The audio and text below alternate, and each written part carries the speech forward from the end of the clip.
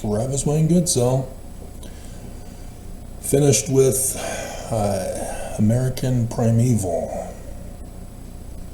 And in the previous video, I was all concerned that I was going to break down and cry if I put in the theme song in the description below, How Do I Live by Trisha Yearwood from the movie Con Air.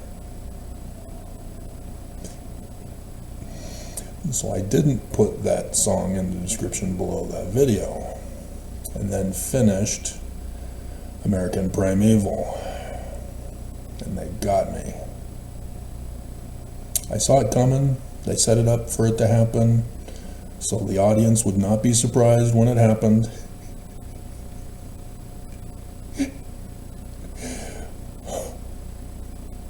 And then after he shot himself for doing what we all knew was going to happen,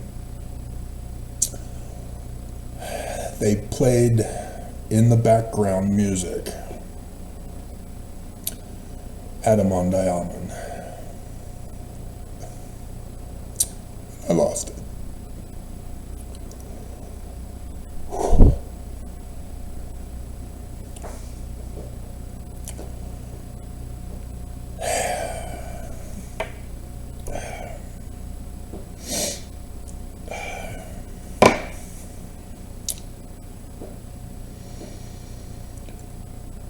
So, several years from now, when I'm dulled, maybe I'll do a movie or series comment reply video, a review of American Primeval. And it's kind of urgent because of the pattern of practice. And so I'll touch on it in this video.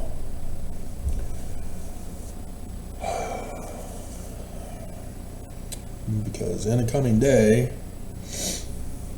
we are going to be faced with it. And it's going to be tougher than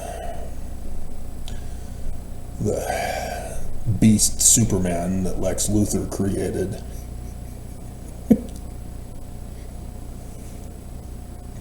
In Superman and Lois. Now watching season 4. And if you're wondering, well, Travis, in America, the DVDs don't come out until April 1st. Yeah, I know.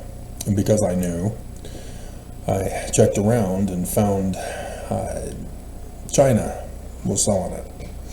And so I ordered it from China. But then,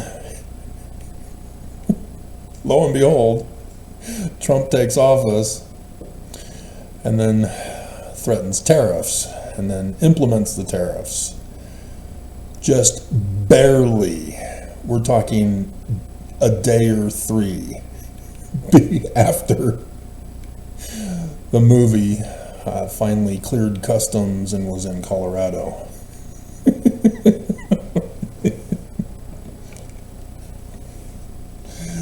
Oh my God. So yeah, I got it.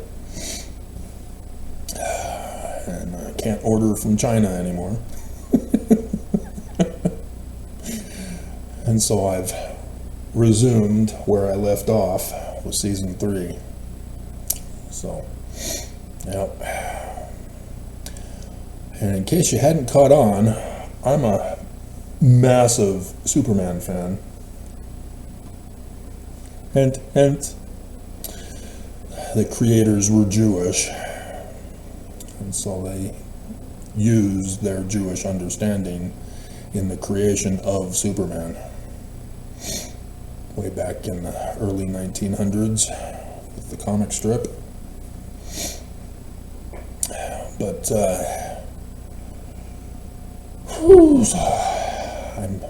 I'm pretty sure won't be breaking down and crying for this show, right?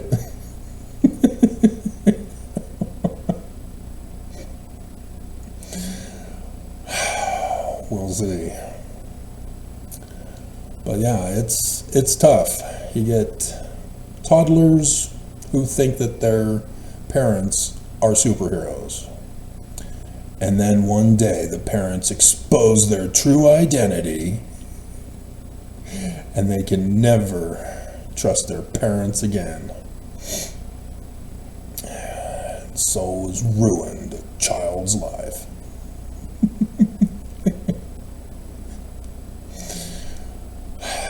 So, articles of faith.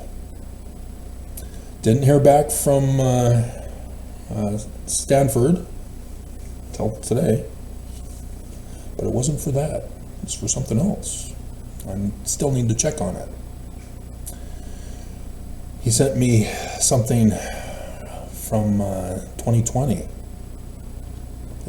He seems to indicate I need to check out. So I'm going to check it out. And so with Edward Johnson, who's appeared on the scene, he's sent me the 2019 Articles of Incorporation of the Corporation of the Presiding Bishopric. So we're doing the whole series of Articles of Incorporation and go over them for you and expose them all. And so yes, I put out the call and I'm putting it out again. Judge Shelby has not rendered a ruling. If there's anybody who can be a lawyer or get a lawyer to file a friend of the court brief in the case, that is the legal process for doing that, to inform Judge Shelby and both parties of Section 119, calling tithing the law, not the donation. It's kind of vital, as this case is probably going to be our last hope.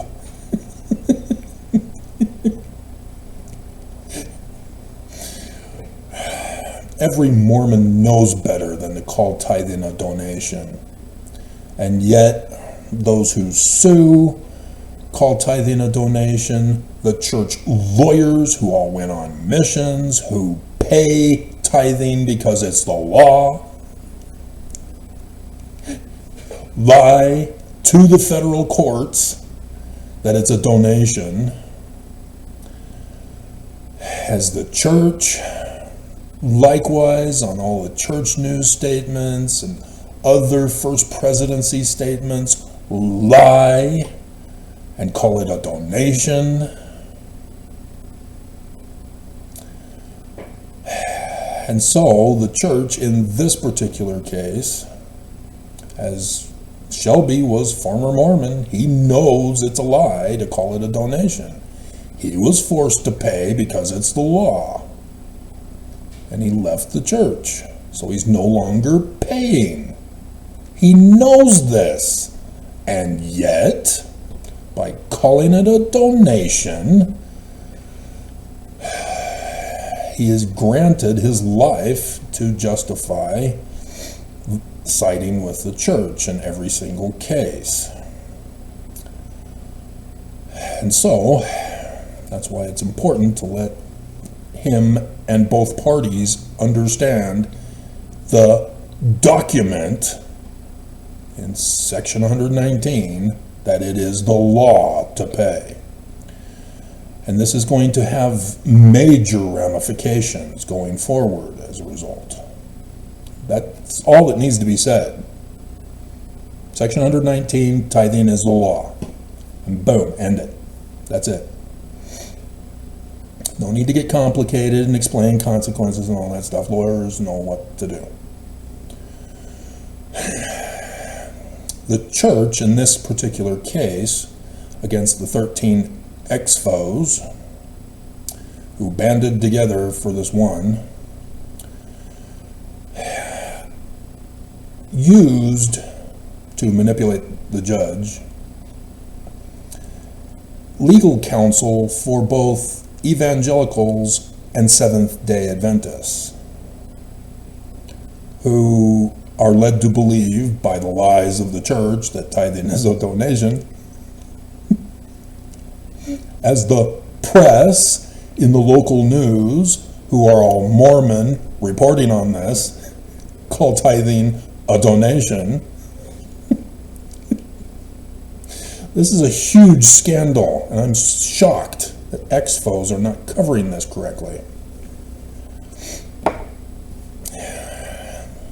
And so, by notifying the legal counsel for evangelicals and Seventh Days, the legal counsel will go, oh, okay, well, then we don't have a reason for being here anymore, because tithing's not a donation. And so the ruling will not go against donations to religions. And so they will withdraw from the case, saying we don't have a stake in this case, because our tithing is a donation. Nobody is forced as a law. And all of a sudden, the church is going to panic, because Judge Shelby will now realize, oh, the defense counsel for Kirtland McConkie, you guys went on missions, didn't you? You pay tithing, don't you? Is it deducted straight from your paycheck, or do you send an extra filing through the computer system to pay your tithing? So you lied to this court. Oh, it's going to be a sweet day, if somebody can do it. Sweet day. And the prosecution will be kicking themselves, going, oh, man, we knew that. Oh, why didn't I listen to my spiritual witness feelings?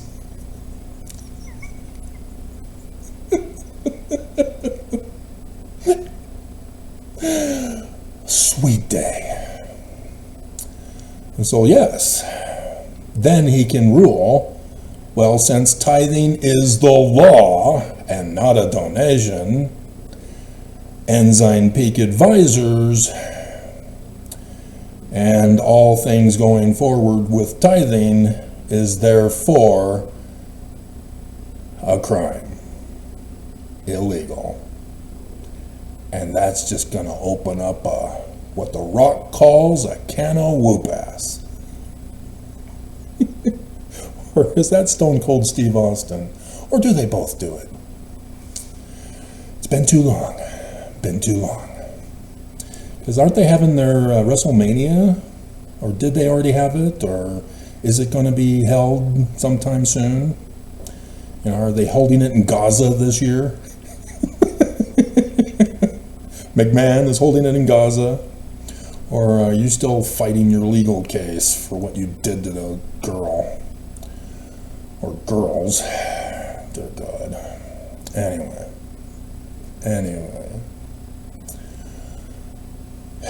So yeah, but this goes back to what we're talking about here with the Articles of Incorporation, because it's going to get worse once it's acknowledged in the federal courts, which it already is, but mine was denied. I put it in. I knew it wasn't a donation, but I didn't have legal counsel to help me. And so, yeah, it's going to expose the church to numerous crimes, a whole long list of crimes. And the church is going to instantly try to claim it was Joseph, not us. That ain't going to hold.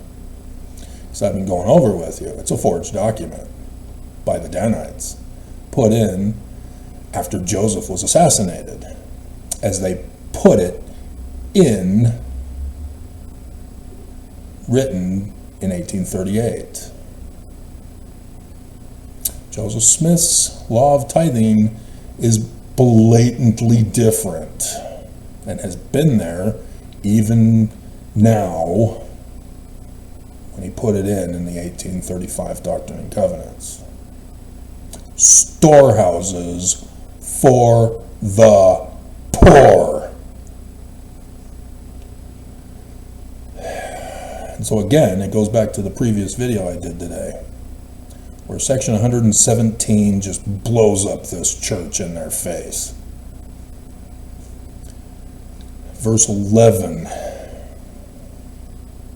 Everything that this church claims that Joseph Smith metamorphosized into Beast Superman in 1838, they confess in verse 11 of section 117, they lied.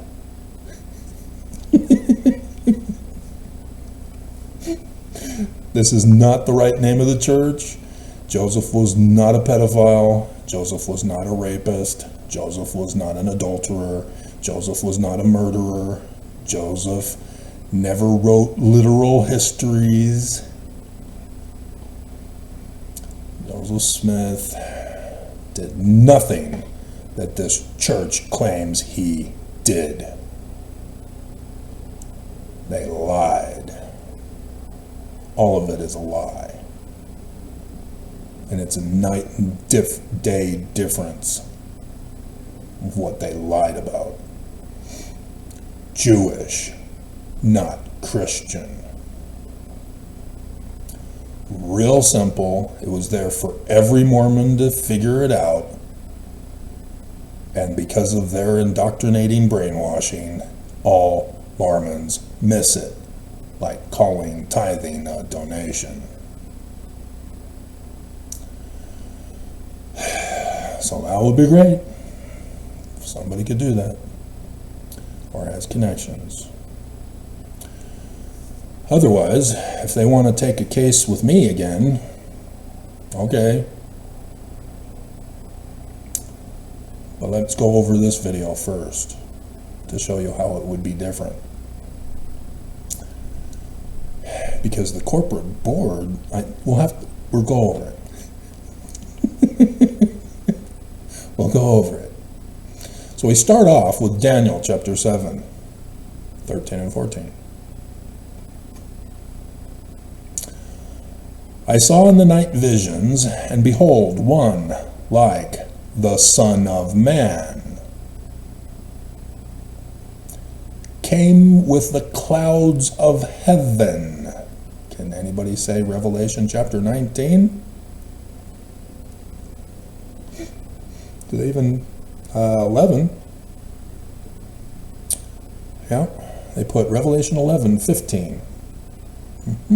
But TG, Jesus Christ, second coming. TG, Jesus Christ, Son of Man. Not quite. Jewish, remember?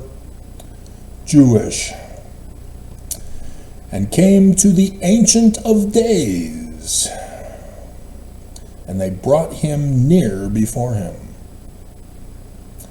And there was given him dominion and glory and a kingdom, that all people, nations, and languages should serve him. His dominion is an everlasting dominion which shall not pass away, and his kingdom that which shall not be destroyed. So, then we go to section 107, verses 53 to 57. This was in 1835. Joseph Smith to the newly created Quorum of the 12 Apostles, missionaries, with only the keys of Peter, James, and John, not the Son of Man keys of the man like Moses. And their Quorum of 70. And so it's not the high council quorum of 12, and their 70. Yeah, not the same administration as Joseph's. And so, Joseph says, 3 years previous to the death of Adam, he called Seth, Enos, Canaan, Mahalalel, Jared, Enoch, and Methuselah, who were all high priests, with the residue of his posterity, who were righteous, into the valley of Adam, Ondai, Amen, which Bruce R. McConkie mistranslates.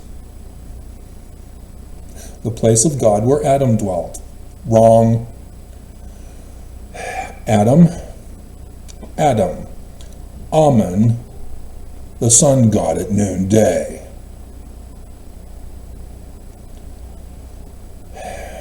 And so if you want to say,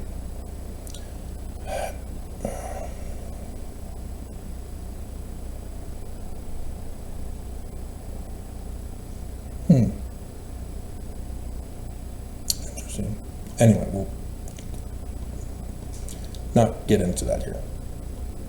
Sorry for the tease.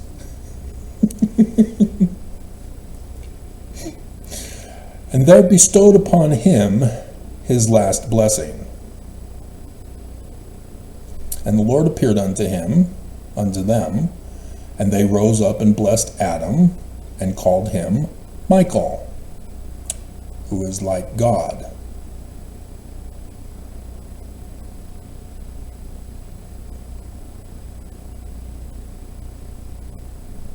So remember back in Daniel, someone like the Son of Man, Michael, who is like God. The Prince, the Archangel. And the Lord administered comfort unto Adam, and said unto him, I have set thee to be at the head. A multitude of nations shall come of thee, and thou art a prince over them forever. You are a prince until you become the king. So, what's the translation of Israel again, Nelson? Oh my God. And Adam stood up in the midst of the congregation, and notwithstanding he was bowed down with age. See, I know the Egyptian behind all this. That's where all this comes from. The Egyptians. Kepher in the morning, at Tum at noon, or Amen at, Amen at noon. I knew it when I said I was wrong. At Tum in the evening. Here they're calling Atum Adam. Interesting. Because it's not a direct transliteration. Well, it's a phonetic transliteration, but it is not a translation of Atum to Adam in Paleo-Hebrew.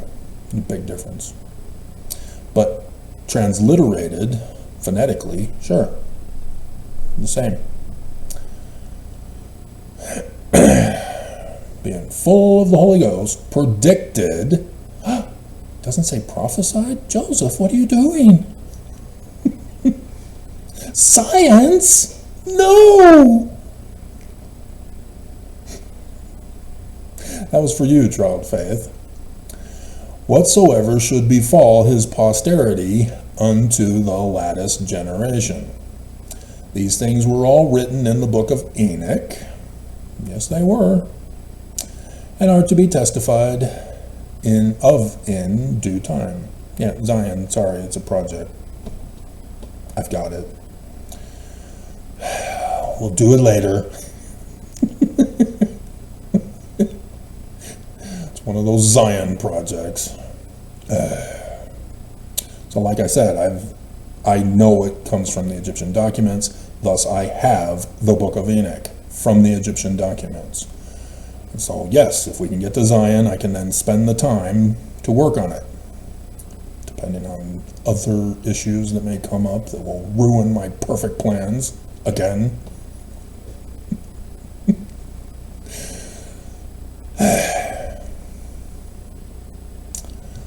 Okay, so notice there is nothing about a latter-day gathering to Zion with a council in Adam-on-Diamond. Joseph Smith never said anything about that. Section 116 is where it comes from. Sort of, not really.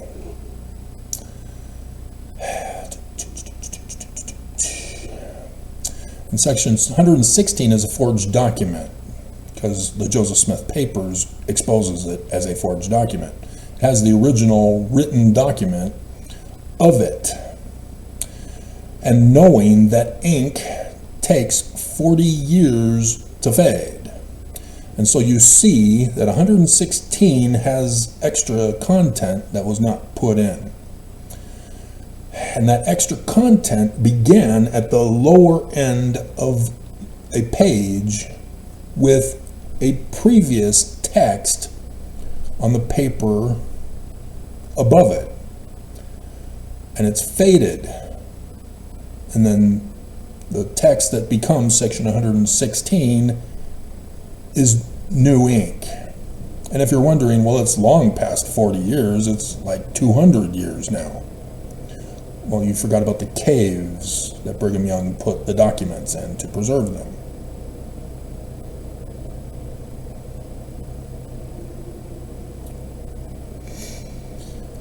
That the church has had, not just the microfiche, but other documents to preserve them, keep them from wear and tear and fading. Okay? We know that it was almost 40 years after what was previously written with the document. And that, thus, what do you know? 40 years is the final year before Brigham Young died and put in another Doctrine and Covenants, which included section 116. Gotcha. Forged document. And so this is not by Joseph Smith. It was not May 19th, 1838. This is a forged document. Spring Hill is named by the Lord Adam-on-Diamond, because, said he, it is the place where Adam shall come to visit his people, or the Ancient of Days shall sit, as spoken of by Daniel the prophet.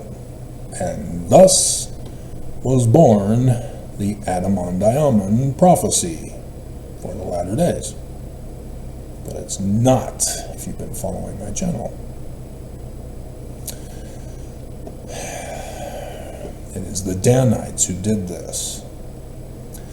And so, this forgery also includes Joseph Smith supposedly going out to visit the land and designating it Adam-on-Diamond. And that's where the Mormon myth of Joseph seeing some rocks piled up and says this was the altar that Adam offered sacrifice. This was the garden eastward in the Garden of Eden. That forged document. None of it is true. None of it is by Joseph. Not even the land of Adam-on-Diamond in section 117. Verse 11. There's more. This is just devastating to the church. That Brigham Young would be that stupid to create this and put it in, and especially put it in with section 85 at the same time. Can you say stupid, boys and girls? Very good.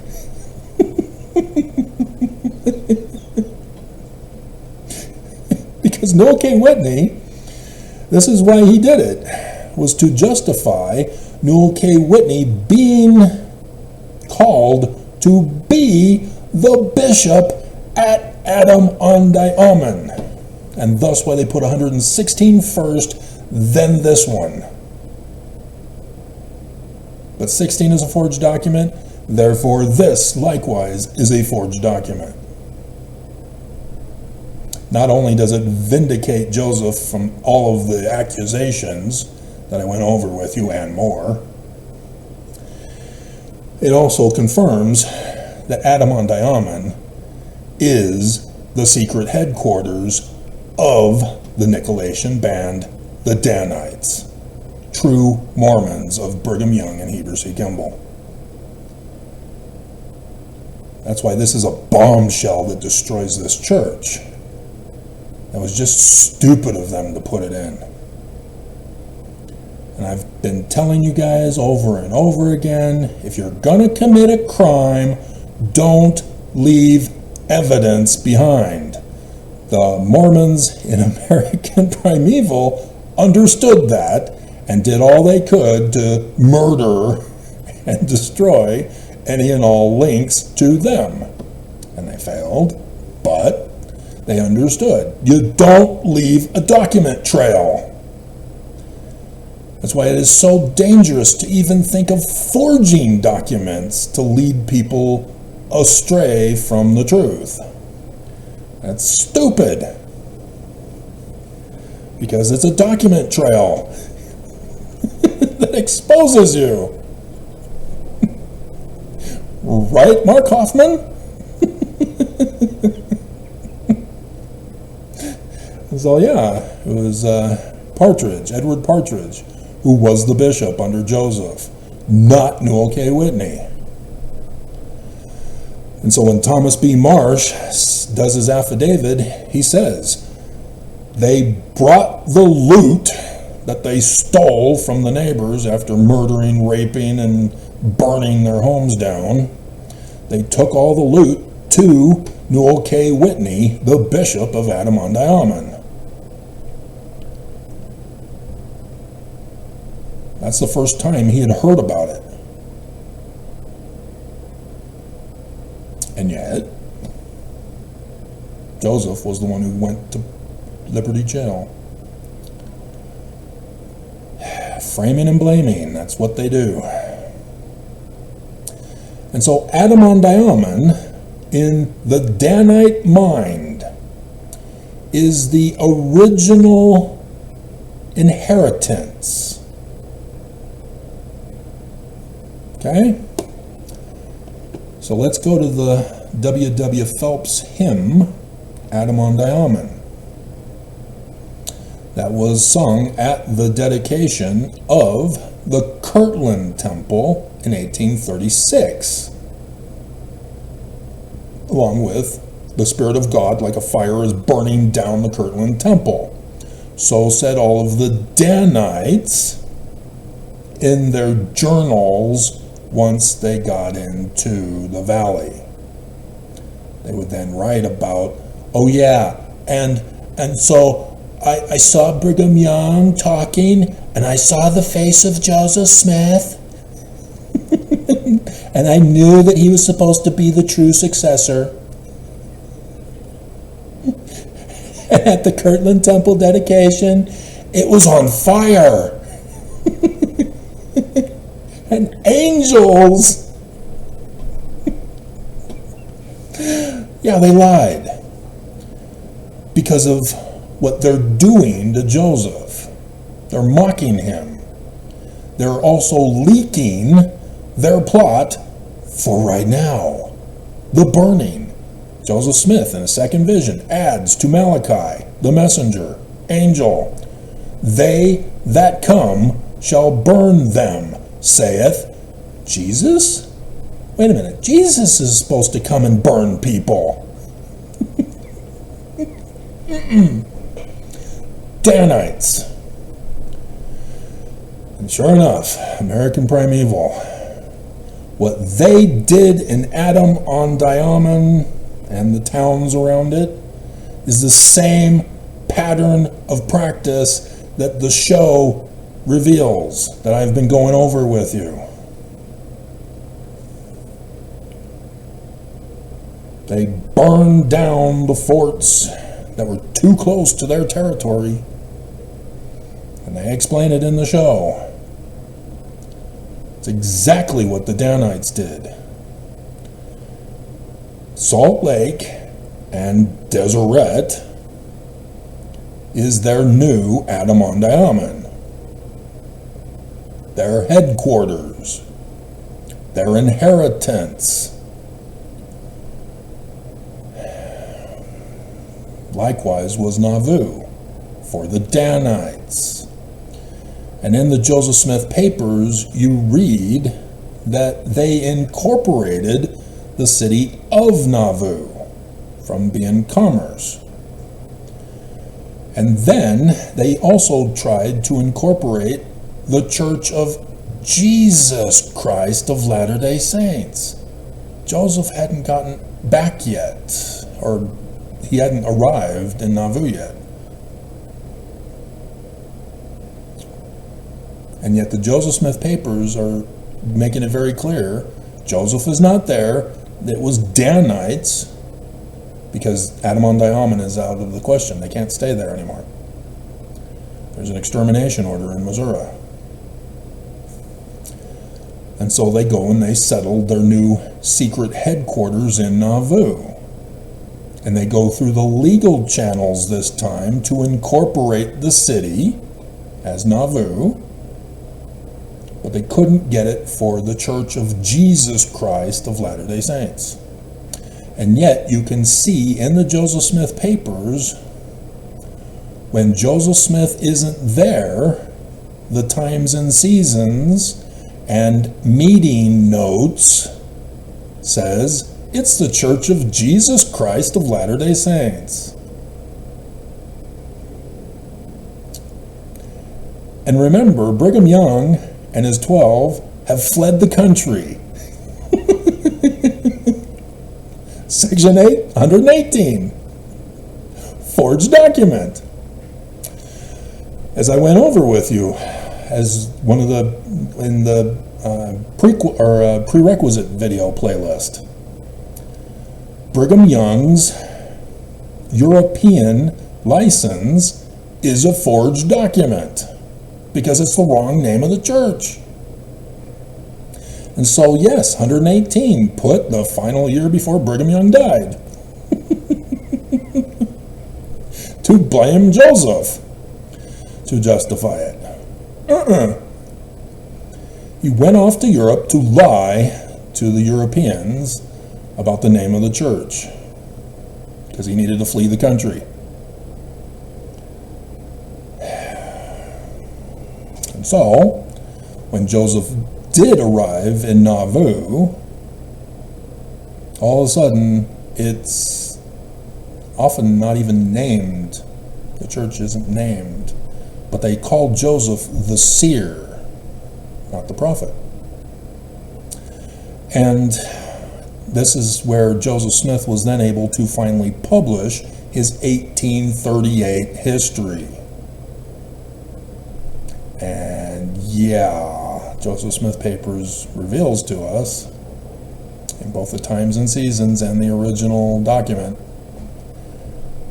wrong name of the church, Joseph. Did you forget? So section 115, forged document. That's the Danite name. Brigham Young was already planning on destroying Joseph's church, murdering Joseph, or at least locking him up for life to get him out of the way. Brigham Young would call himself the president in Joseph's absence. It's all right there in the Joseph Smith papers. I still can't believe that they would actually publish it. Did they not learn that Gerald and Sandra Tanner, by exposing the real church documents, was destroying the church?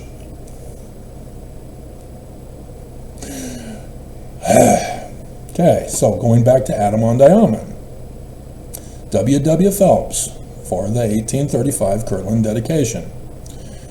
The earth was once a garden place, with all her glories common, and men did live a holy race, and worship Jesus face to face in Adam on Diamond. Now, if you understand that Jesus is not Christian Jesus, but the Gospels and New Testament, that Christians called it, character of the Jews, who's a reverse spelling of Isaiah, and thus the prophecies of Isaiah. And so they name him Jesus. But it's still Emmanuel, the future Jewish Christ. So likewise in the Book of Mormon and by Joseph Smith, anytime he says Jesus, it's not Christian Jesus of the Roman period time. It is the future guy that the Book of Mormon even gives you the date of when he comes to Mormons. Joseph Smith's second vision gives you the date when he comes to Mormons. Everybody gives the date, the day and the hour of when he comes to Mormons.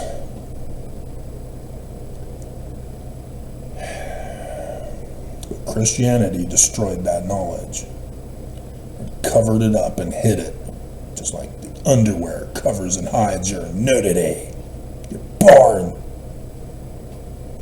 Lucifer's plan of happiness.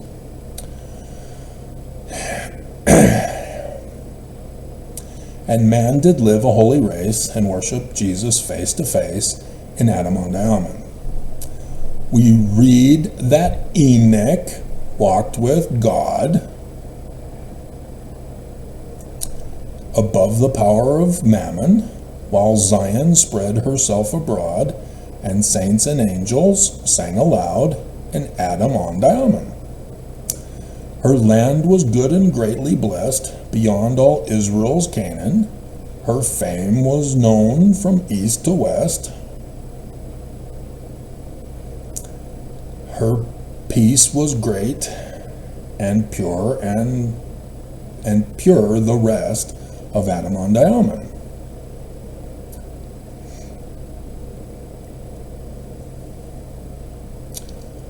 Hosanna to such days to come, the Savior's second coming.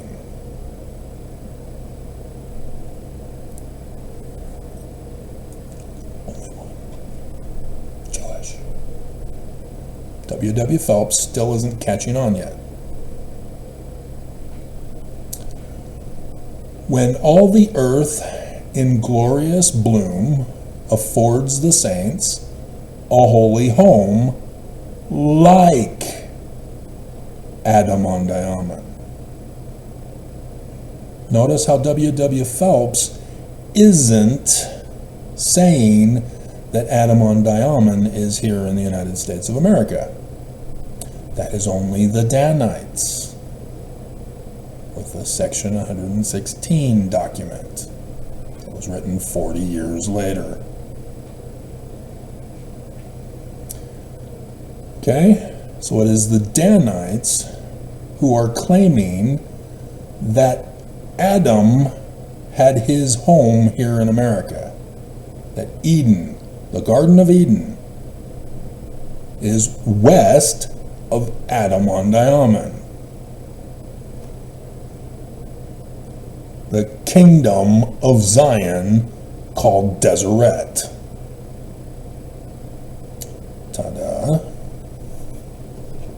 See what they're doing? Oops, I needed to keep that up.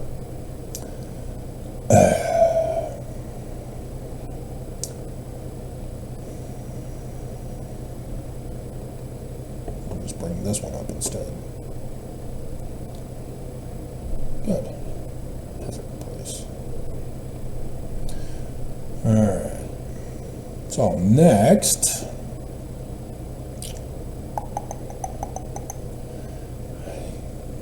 go to that one now. To what Stanford provided for me. Again, the Danites caused a problem. Joseph Smith got murdered. They even brought it out in the show that Brigham Young justified doing what he did to murder, burn, rape, pillage, plunder, by claiming that the United States had murdered Joseph.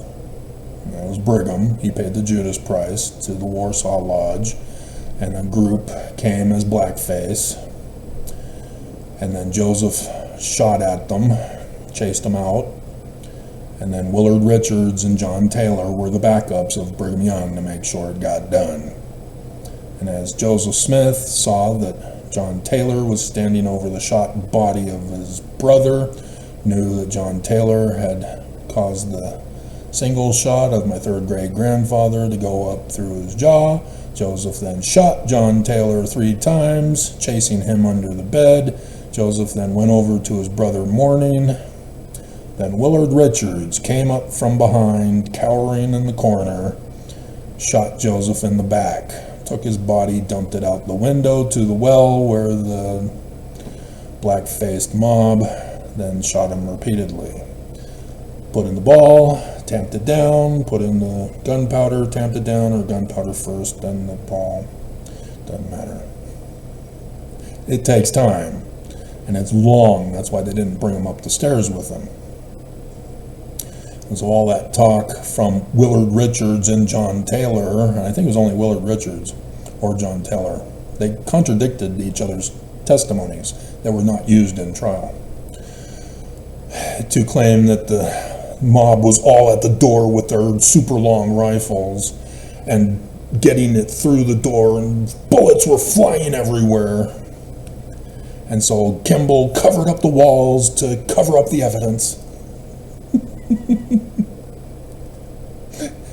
And when they realized that the blood on the floor was Hiram's and not Joseph's, they tried to clean it up as best they could, so that you have to actually know where the blood stain is and then see the discoloration that's still there to this day. No more plaque saying this is the blood of Joseph. Because Willard Richards, after dumping the body, came back over to Hiram, shot him right here while he's down on the ground, and thus the blood stain blew out the back of his head. That is the real story that I've been going over with you each and every single year on the Memorial Day, as the church continues to lie about it and cover it up and hide it. And so they fled the country. Joseph Smith again revealed to all Mormons and all people of the world they worship Lucifer with the inverted pentagram, and that they were the Illuminati enemy, dedicating the Nauvoo temple with the inverted pentagrams all around it to show that sequence from Daniel,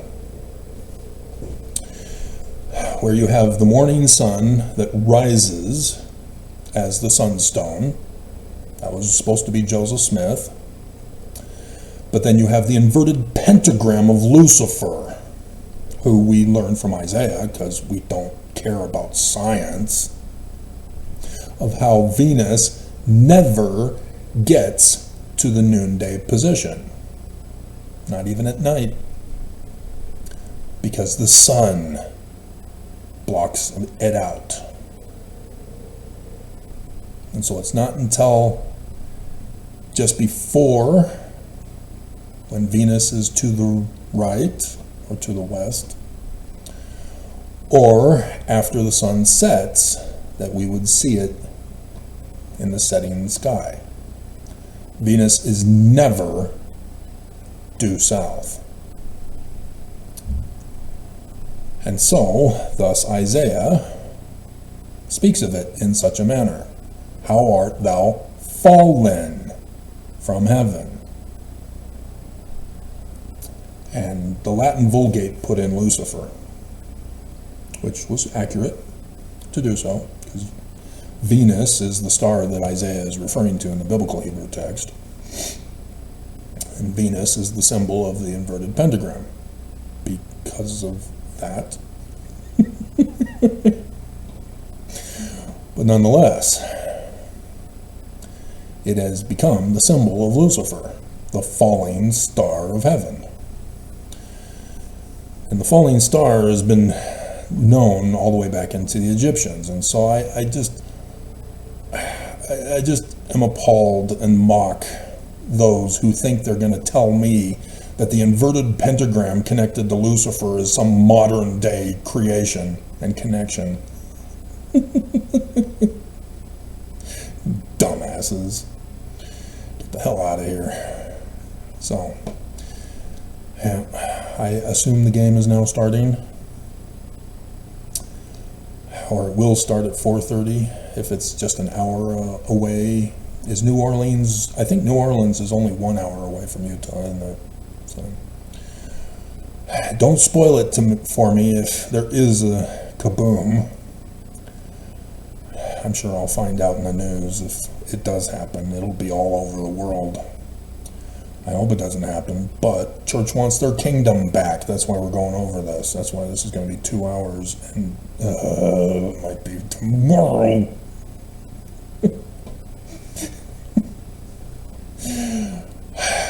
Moving on.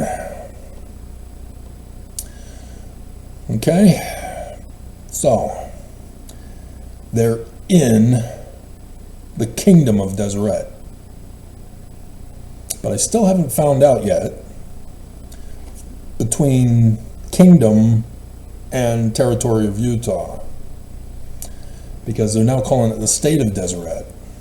And so now I need to know when the coins were coined. I should have that in my files, right? Oh, I didn't label it. There we go. Oh no, that's the Cyrus King Trump coin. Oh God.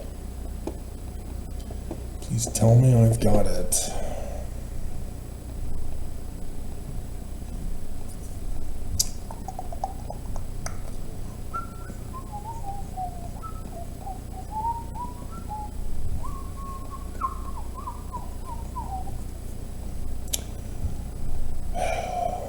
Honey badger.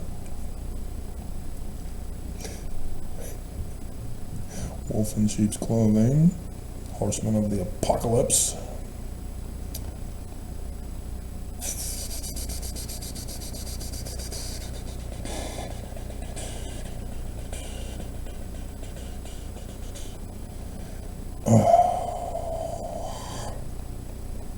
So many files. I knew when I, oh my God, I didn't do it. Oh, that's Cyrus.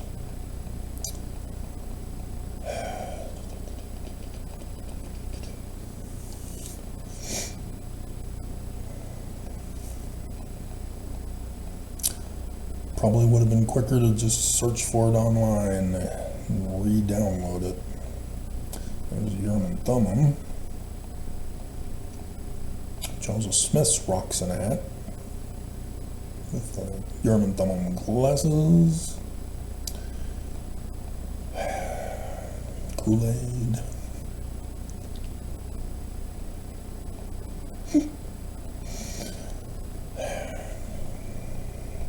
Underwear. Daniel's interpretation of the God. Pentagram, pink moon, pig. Sunlight temple, Moroni without a horn.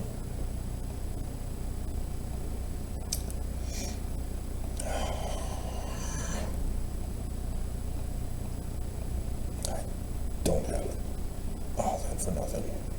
Okay.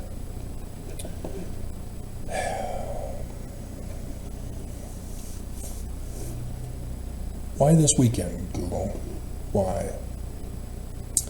Why? They're behaving this weekend.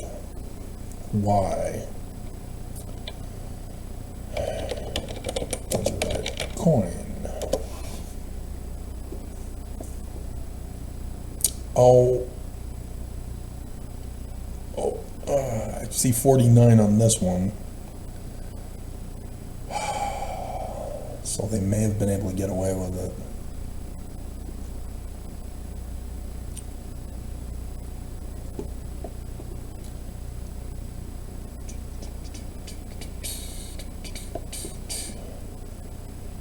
Okay, so they were calling Deseret a state in 1849, according to the coin of Brigham Young.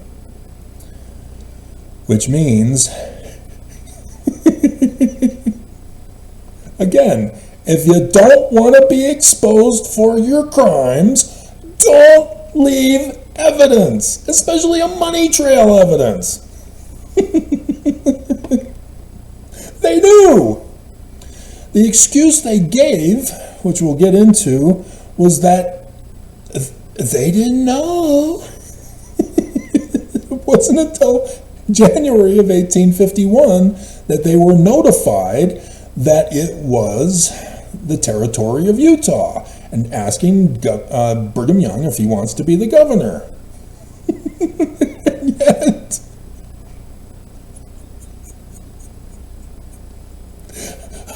this is awesome. Awesome.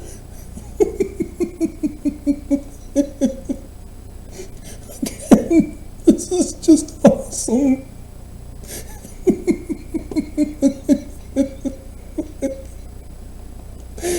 Just nothing but secret combinations, all. Unbelievable.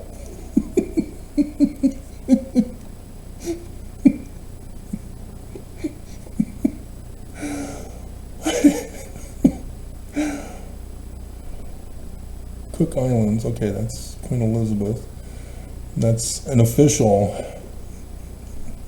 state of Deseret in a sealed casing. Again, the same one. Here's another $5 that is 1849, but it doesn't say on this side. Let's see if iCollector has the other side. Yeah, there it is. Holiness to the Lord.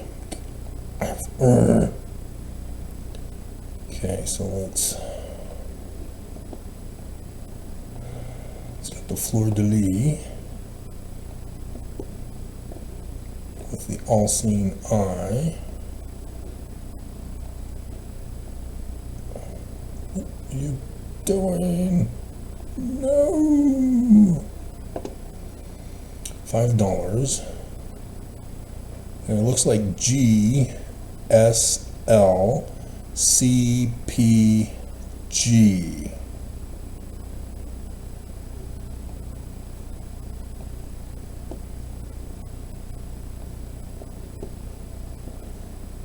So I can see Salt Lake City, but the G and the P in the G, I'm not quite sure.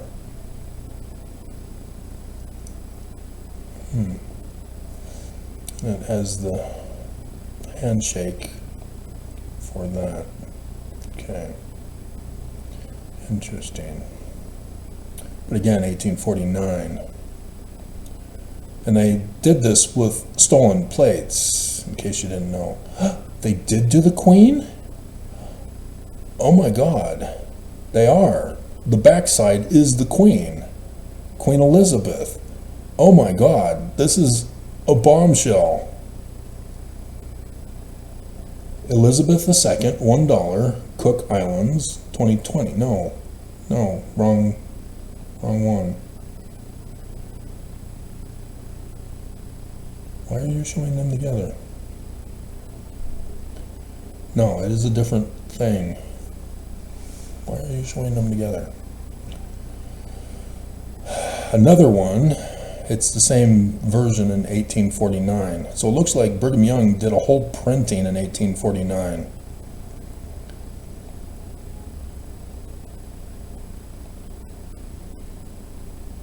Holiness to the Lord. This is a different printing. It's only a small 300 by 300 pixels. The hat is different. Or the crown, technically. Oh, 1860. Oh, Deseret alphabet, Deseret coin in 1860. Uh-oh.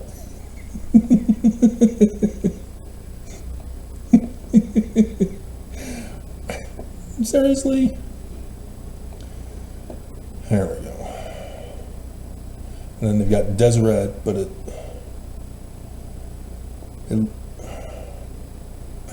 I'm seeing Lord, so I'm seeing holiness to the Lord in Deseret alphabet. 1860. Oops.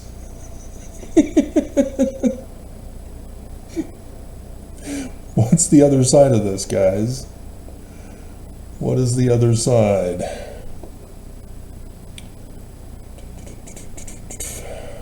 So this is interesting. They give you the Deseret alphabet. Sure, I've got it somewhere. Oh, it's a picture. Good. Okay. Oh, interesting. Let's see. What's the other side of it? Oh yeah, the Deseret alphabet books. Oh, wow. Couldn't you have done this in a... Oh.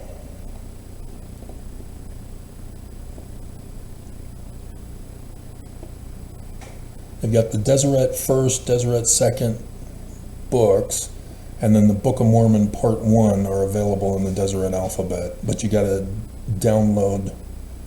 Oh, wait a minute, here's PDFs. Wait a minute. Internet Archive also has nice scans of these books, plus some other interesting documents. Church History Library and Internet Archive, recently made available.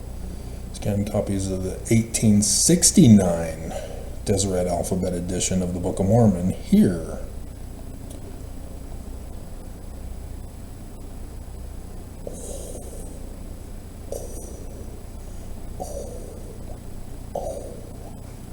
See, this way they can make their changes to the Book of Mormon, and only those who know the alphabet would know of the differences that they're making. Interesting.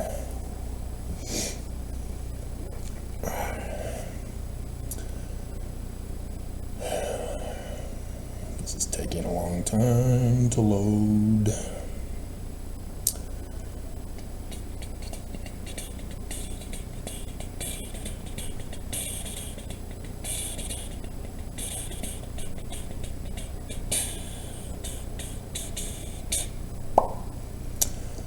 Awesome. 460 pages? Oh. I think that's the whole Book of Mormon, isn't it?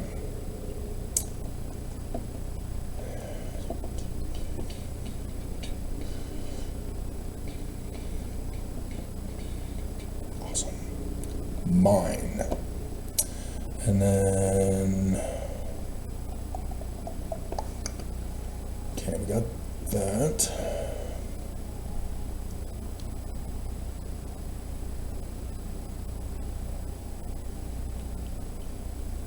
Triple PDF. Book of Mormon, Doctrine and Covenants, and Pearl of Great Price in the Deseret alphabet is available here for the triple. Oh, 420 pages. Interesting. So the triple combination is now mine.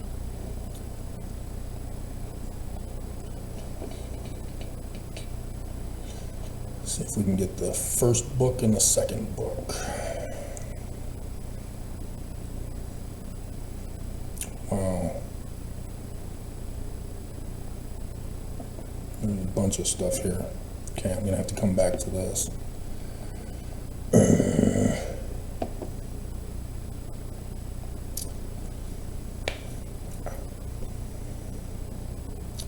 Am I still on? Yes. We might have to pause for station identification. Get your popcorn, the halftime show. Let's do that. I've got some stuff to do here. Wow. Beast Superman is immortal. Lex Luthor really did a number on him. And so, yeah, Superman is dead. Again. If you remember that very expensive comic, Superman is dead. So that was that creature from Krypton. Anybody remembers the Krypton series, that because of the incident in Pittsburgh on the second season finale that took away the audience, wanting to see what was going on in Pittsburgh, expecting to be able to just come back whenever they can because it's available any time on the internet, and the company said, well, I guess nobody is interested, we quit. That was awesome. Superman's grandfather. Awesome. Anyway, so yeah, if you're going to commit a crime, don't leave an evidence trail or a money trail.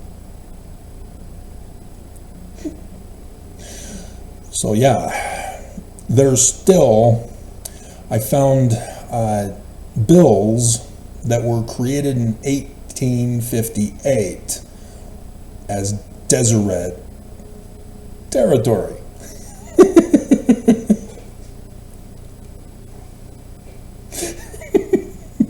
Right after the Mountain Meadows Massacre.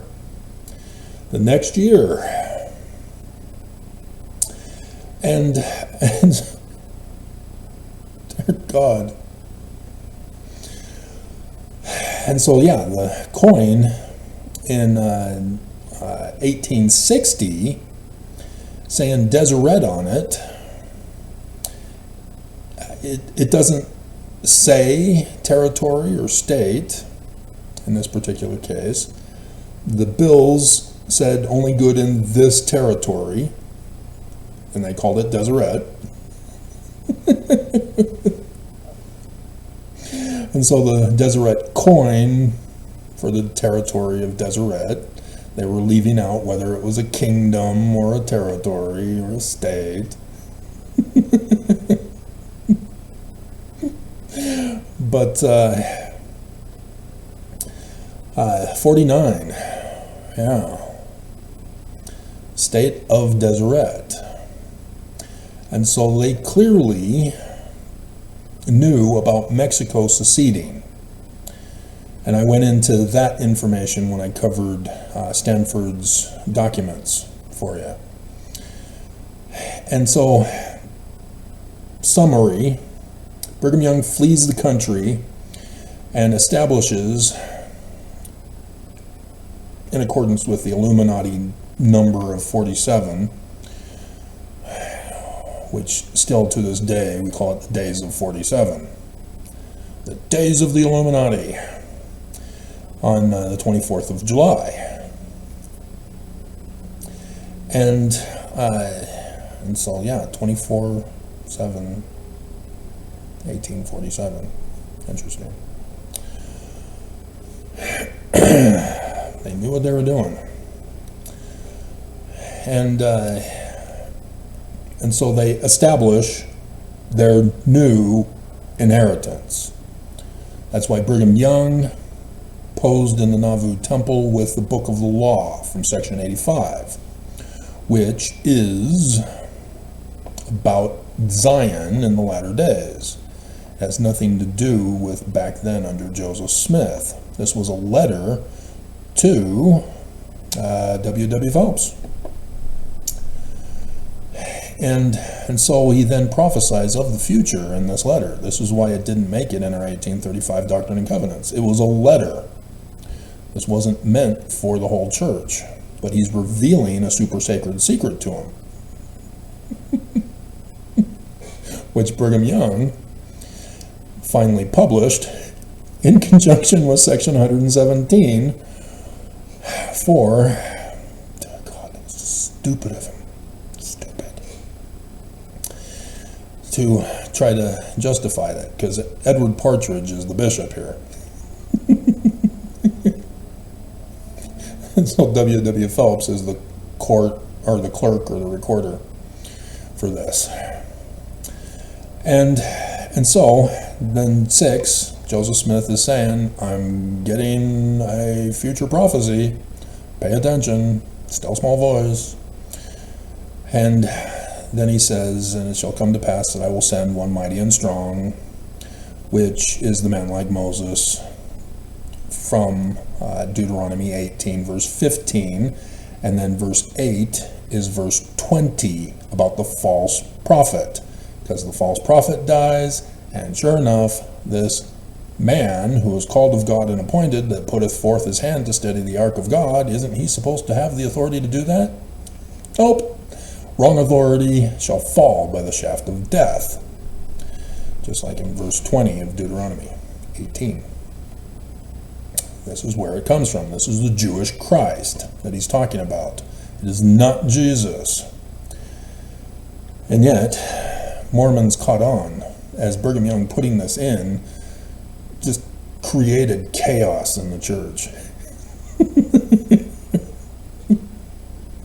Brigham Young expected everybody to believe it was him, but he died the next year, and so can't tell people it's supposed to be him. That Joseph died because he's evil. And so in verse 7 at the end, he's talking about this Messiah is to set in order the temple. So definitely a clerk and not a bishop have authority to touch anything with the temple, let alone Brigham as a mission president. Nonetheless, to arrange by lot the inheritances for the saints enrolled in the book of the law of God, and those who are of the apostolic high council first presidency priesthood, whose names are not found because they've apostatized, shall be cut off, precisely as it stands in our New Testament, from the church. Do not go to Zion. Do not collect 200 Deseret dollars. I just came up with a board game for a new monopoly. My idea. Mine.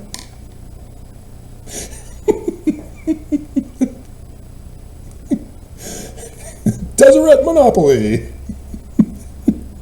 And so, yeah. Let me write it down. So if nobody else does it, by the time we get to Zion, I will make it for Zion.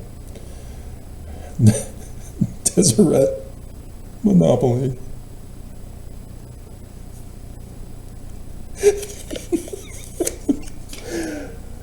We'll file it away in the box right there. And in case you didn't know, Amen in Egyptian is spelled with a board game. In the closet, off of your view, not that one that you see, but the next one over, I've got boxes of board games. I didn't know I was fulfilling prophecy of my name, and so it was done. So anyway, cool. And so yeah, Book of the Law. So Brigham Young knew of the Book of the Law, as he had already been doing a secret ledger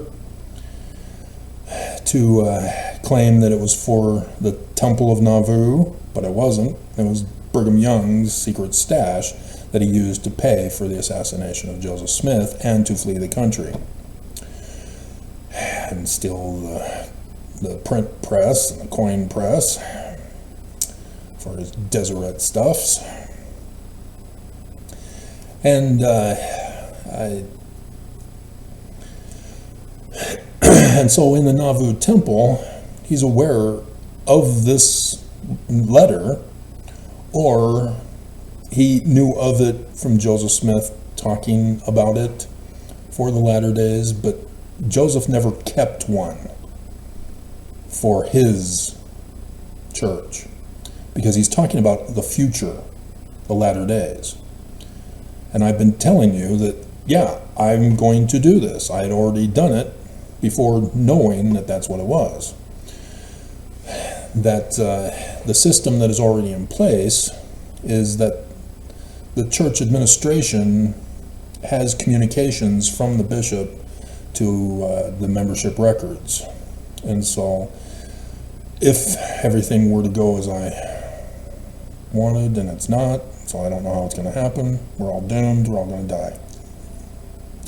But the bishops would be the ones with the membership records to know who is supposed to be in their area and who isn't. And I would have access to the main file, the church fallen, because tithing got exposed as the law and not a donation. Hint, hint. So that everything would be transferred to me, because there's no way the church can pay back 18 million Mormons,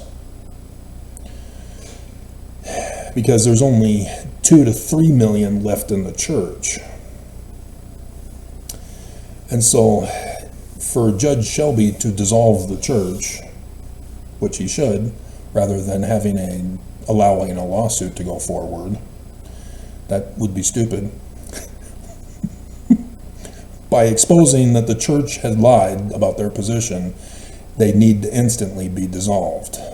But like I said, whoever is going to have access to a lawyer to get them to do that, fine. If they want to take my case, then yeah, I can say I am the true successor of Joseph Smith according to section 107. Edward Johnson, if you're listening. Section 107 verses 91 and 92. I fit those qualifications. I am him. I have all those gifts. I have the accomplishments to show for it. And the church knows it, and that's why they've been trying to murder me. And so in that particular case, if I were to be able to get legal counsel to take my case before the courts after the church is exposed, then I would put forth that it merely be a transfer to me. Now that the church has fallen, being exposed as a criminal operation, I then would step in with legal counsel assistance to say everything needs to be transferred to me. And then those who want to remain Mormon can now have a real religious leader, and then we can go and build Zion. That could work. Hint, hint. So, first things first, I guess. Let Judge Shelby know that tithing is not a donation. And then if they want to assist me after that, hint, hint. So, let's get to the Articles of the Incorporation. Okay? So that's what Brigham Young was doing. He was trying to claim that Salt Lake is Zion. That he was the man like Moses. They even called him the man like Moses, the Mormon Moses, calling his fleeing the country as an exodus.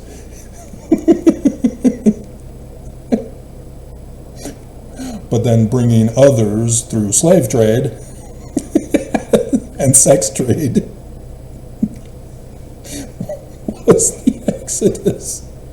God, everybody is so disturbed.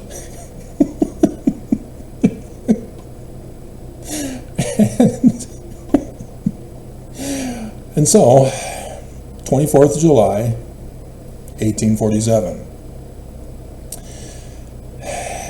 1848, did the video, Mexico secedes. And it's a little bit bigger than Brigham Young's Kingdom of Deseret. He didn't go all the way to California, at least directly across. But it's mostly where the Mormon Battalion went, I think, down south and into California in the south, that area. But And so in 1849, we see him printing coins with the state of Deseret. And so clearly he knows Mexico seceded.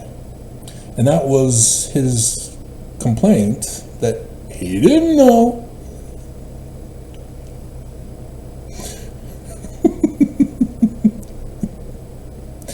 I didn't know. He did know. And so he's thinking to claim that it's a state rather than a kingdom, because it's going to be a little difficult if the United States comes in and he says, this is my kingdom. It's the United States territory. You can't have a kingdom in the United States. That's an insurrection. Oops. And interesting, they call Brigham Young's claim to burning down the one fort because of an insurrection, until he then buys it and then says, I'm going to burn it a couple of days from now. I don't want to reveal too much in case you still want to watch it on Netflix if you've got the service. I'll still do a review of the series also. But yeah, the same pattern of practice that they did with Adam-on-Diamond. Don't you dare hold a vote for a guy who wants to resettle or develop our land. That's our land. You're not allowed on our land. And so they get to Salt Lake, our land. Nobody is allowed on our land. Thus 9/11/1857, the Mountain Meadows Massacre. That's their land. Nobody's allowed on their land, their kingdom. And they use as their excuse, like the show did, the United States murdered Joseph Smith. We've been persecuted. Well, it was the Danites who caused it, framed and blamed their founder, and then claimed victim when the United States tried to stop them from the war they caused. See, Joseph Smith gets to say, what are you doing? I'm innocent. I didn't do it. False brethren. Amen to the priesthood. Liberty Jail documents.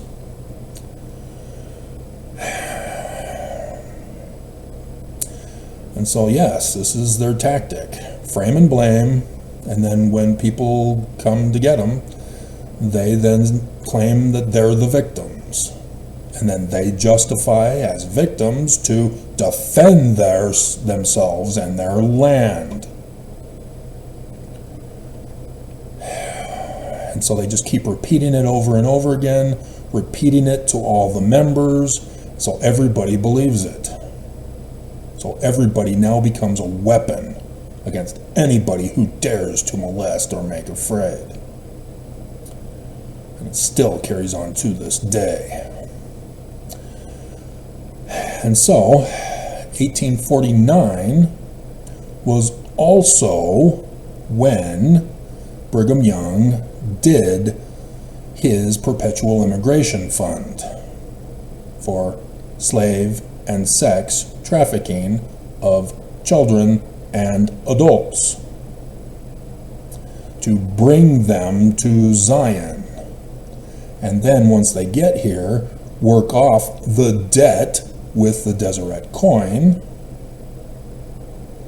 and all along still paying tithing. And once they paid off the excess amount of debt on top of the tithing is perpetual. That's the perpetual immigration fund. Brigham Young was then granting citizenship to those who are outside of the United States. And even still, Deseret is not considered part of the United States. So he's granting citizenship for the Kingdom of Deseret, just not letting the United States know, and more problems ensue, as we're now starting to see the bigger picture, thanks to Stanford, and then what I just found out with the coins. And so that's why he was starting to print money in 49.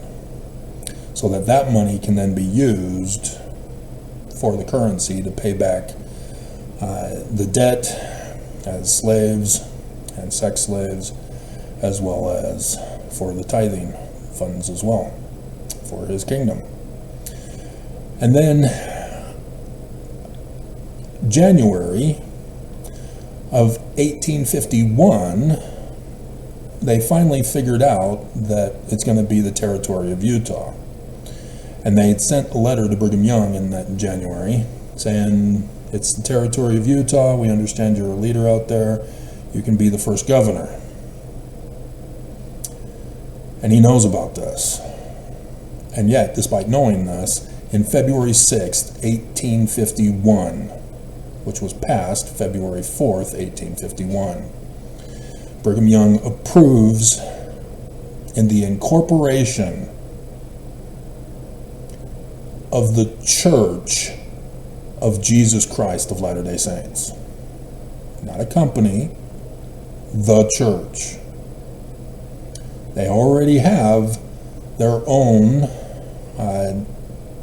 state of Deseret, which was a kingdom of Deseret. He knows it's the territory of Utah now. For at least a month, he's known.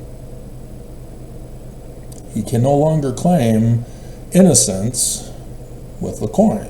Well, with the coins he can claim innocence, but not with the incorporation of the Church of Jesus Christ of Latter-day Saints.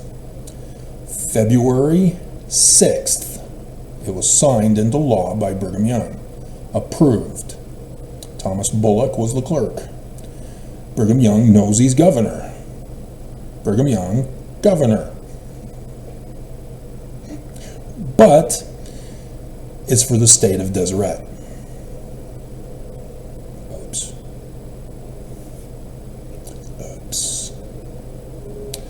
Okay, and so I've gone over all of this in the other video for you. Let's see, what's the next one here?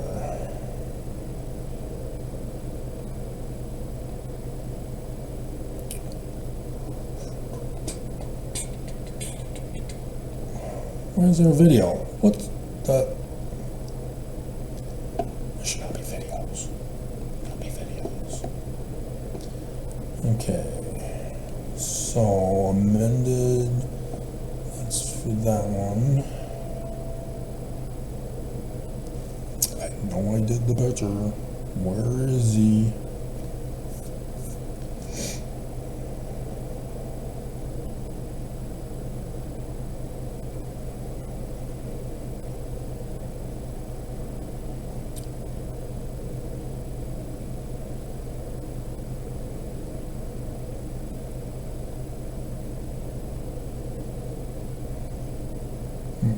That's 2019. And yeah, there's some bills in 58. Did I mention bills? The year after. Yeah, I did. Okay, here's 1890 is a lawsuit that was required. I think this is what I'm looking for.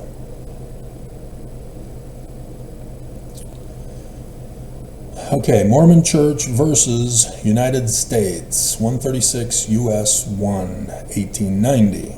So 1887, church is dissolved. And they go over that here. Syllabus. The Church of Jesus Christ of Latter-day Saints was incorporated February 1851. This is the question I had, and I had to find it myself. By an act of assembly of the so-called state of Deseret, which was afterwards confirmed by act of the territory legislature of Utah. That was the question I had. If it was dissolved in April, did they reincorporate? No. All they did was just say, well, okay, now we're officially the territory of Utah. You got us. Just slapped us on the hand. And so Brigham Young just simply had a a confirmation to recertify it under the territory of Utah. So it's the same thing. It was dissolved, but they brought it back by just a confirmation vote by an act of the territory legislature of Utah. The corporation being a religious one. Okay? It is not the corporation of the Church of Jesus Christ of Latter-day Saints. It is not the corporation of the President of the Church of Jesus Christ of Latter-day Saints. It is not the corporation of the presiding bishopric of the Church of Jesus Christ of Latter-day Saints. Okay? This is the religion as a corporation. And its property and fund held for the religious and charitable objects of the society, a prominent object being the promotion and practice of polygamy, which was prohibited by the laws of the United States Congress in 1887, passed an act repealing the Act of Incorporation and abrogating the charter and directing legal proceedings for seizing the property and winding up its affairs. And yet, continued to function despite being dissolved. This was 1890's lawsuit. And then there was another lawsuit involving Romneys. Romney is the defendant against the United States, and it went up to the Supreme Court, or Romney was prosecuting to get it restored or something like that.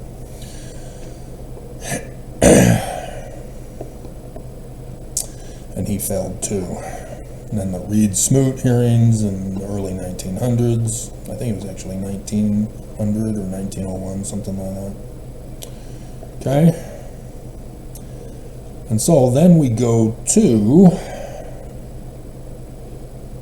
and then as I mentioned, the church continued to change the name back to Deseret, despite knowing it's the territory of Utah still.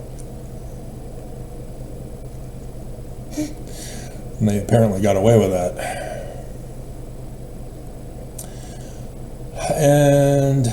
And so the Perpetual Immigration Fund was also dissolved with the Edmunds-Tucker Act as well. And so, yeah, the 1891 seems to only focus on the church still claiming to exist. Okay? 1890, church still claims to exist. The United States says, oh, no, you don't. You're dissolved. You don't exist. Okay? And so,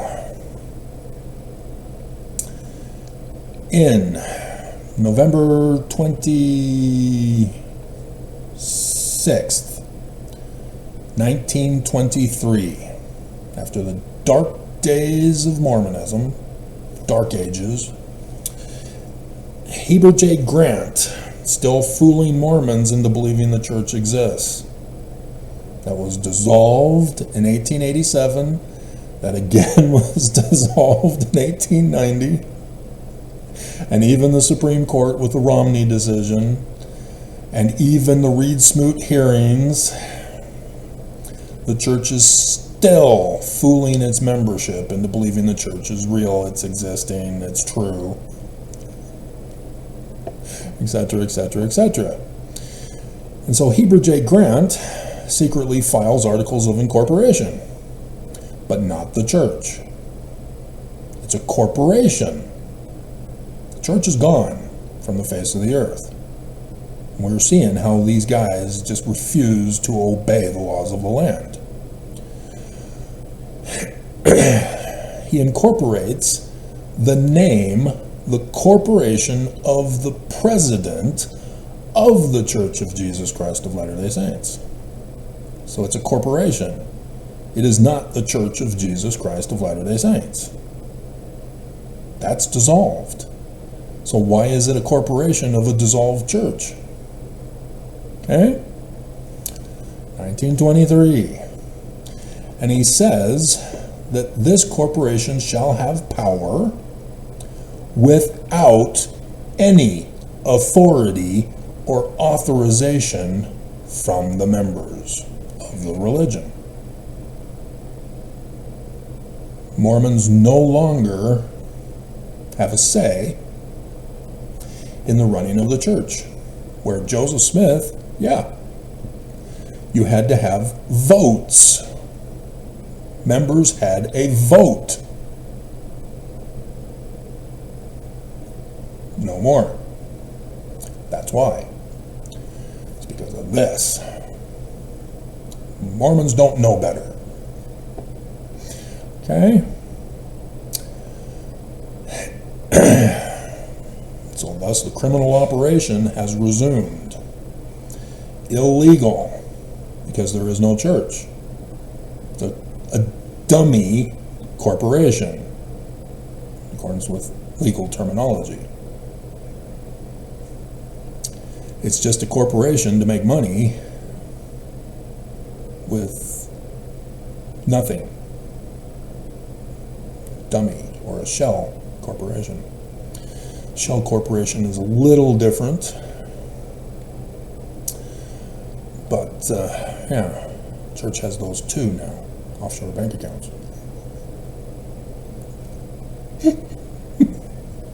Even the LLC companies are a type of shell company, because they only take in money, they don't give out money. They only do investments. And so, that CNN lady who was interviewing the presiding bishop, she called him out on it. Oh, it's the church's treasury.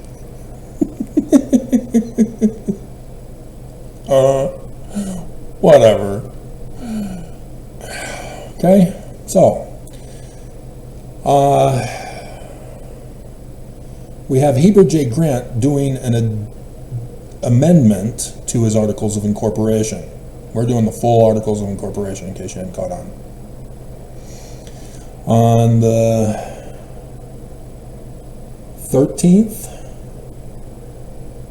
it's the 13th, because the J stroke for the notary public goes up into the number. So it's the 13th day of June, 1940. So he's nearing death in another 5 years. And he says, amendment to Articles of Incorporation of the Corporation of the President of the Church of Jesus Christ of Latter-day Saints. And in here, he says that he is now, and for more than 20 years past, has been the duly chosen, and appointed president of the Church of Jesus Christ of Latter-day Saints. No, he hasn't. It's dissolved. You see what he's done there? He says he's fooled Mormons into choosing and appointing him as the president of their religion when it was dissolved. They were only pardoned by Grover Cleveland for polygamy, because of the scandal of what do you do with the extra wives and the children of those wives? How do you care for them? So thus they were pardoned to remain with the husbands, but no more polygamy from there on out. Oops. Nonetheless, let's see. Been since the 26th day of November 1923, and now is legally constituted corporation. And no, it's not legally constituted. See, he claims, hey, we've gotten away with this for 20 plus years, so we're legal. Fruit of the poison tree is the legal terminology for this. Anything that is done doesn't matter. It may be the legal process to do this amendment to the Articles, but it's not, because the original one in 1923 was not done legally. Just like Brigham Young did not do it legally. It is not legal, regardless of how he gets away with it, what he expands upon it with, doesn't matter. It's all fruit of the poison tree. It's all illegal. And so he can't use this in a court of law. Church can't claim they're true, they're legal, they're incorporated. They're not. And so this is why they deceive you with Brigham Young being the second president of the Church of Jesus Christ of Latter-day Saints. No, they're not. They're the first. February 1851. New name of the church. The forged documents that would later be produced. The lies they've been telling all their converts. It didn't become official until 1851 in February. And so it's not legitimate. They are not the true successors of Joseph Smith. It's a real simple thing. And so, Article 4, he adds, the title of the person making these articles of incorporation is President of the Church of Jesus Christ of Latter-day Saints. Because before, it's the corporation of the president, the CEO of the corporation. Now he's renaming it.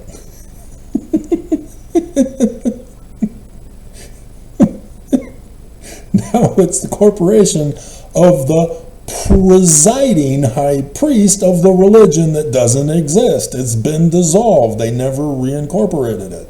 See what he's doing? He's trying to make it a legitimate religion by changing the definition of president from CEO to presiding high priest. Can't do it. Fruit of the poison tree. There is no legitimate religion because this is still the corporation. Where's the religion? There is none. It's still not legitimate. It doesn't matter if you're self-proclaiming yourself to be the religious leader. Even though it's 1840 or 1940 now. So you weren't the religious leader prior to? This just causes more problems for the church. More legal scandals. Unbelievable. Huggable, lovable, touchable, squeezable, unbelievable. Adding some extra stuff in there, I think. So that's pretty much what it is. And so he's saying that the president or acting president of the quorum of the 12 apostles of said church, or one of the members of the pending the installation of a successor president of the Church of Jesus Christ of Latter-day Saints, be the corporation sole under these articles.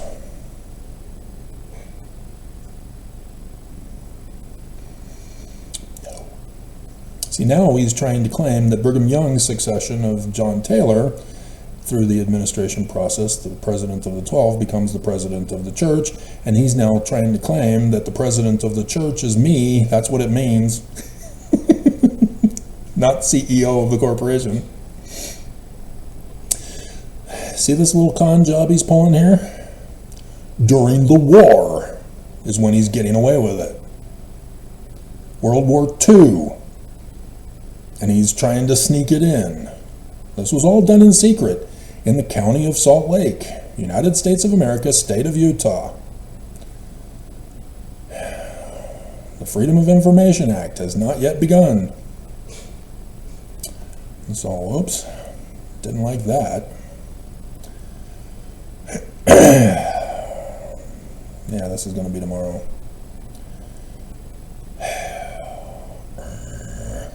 So anyway, I'm going to have to, I hope this video works. So anyway, this is what he's doing.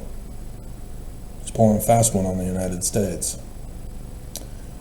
Okay, so next, Harold B. Lee, 1973, 19th day of November. I've already gone over this with you. They now are setting up for their plot for the latter days to again cause the problem and then claim to be the victim when people come after them. And thus, upon the winding up and dissolution of this corporation, pattern match, they're planning the same thing again. Just like 1838, 1851, 1887, same pattern of practice. They are the cause of the problems, and then they're going to claim that they're the victims, so that they then can pull this stunt. And so he's setting it up for the church to take the money and run. And we've seen this with Big Pharma, the family corporation. All they did was transfer all the money to the family, so that the people that won the lawsuit against them get screwed. That's what he's setting up here. Is that when the church gets exposed by Judge Shelby that tithing is not a donation, the church has it already set up to have the money all transferred out to somebody else, to some, be distributed to a non-profit fund, foundation, or corporation, which is organized or operated exclusively for charitable, educational, religious, and or scientific purposes, and which has established its tax-exempt status under Section 501c3. This is all a fraud of the IRS. They're going to transfer it. And so that's why the presiding bishopric is important. Coming up, it's the end. I hope the video works. I'm going to be pissed if it's not. Okay, so this is what he's setting up. Joseph Smith already warned you this is what they were going to do. Section 101, verse 51. The enemy comes as a thief in the night, scatters Mormons, prophets flee. There it is. Joseph Smith knew this is all part of their plot. And so in 19 July 1840, Joseph Smith expands upon that to say, yeah, Brigham Young, he's the enemy. And this will be when the Constitution will be on the brink of ruin. Right now. And so sure enough, this is what's happening. Okay. And then, 24th day of June, 2013, Thomas S. Monson files a certificate of authority. I'm very concerned about this camera. Did something happen? Am I being signaled to stop the video recording and talk about what happened in the football game right now? It should be halftime, isn't it? And so,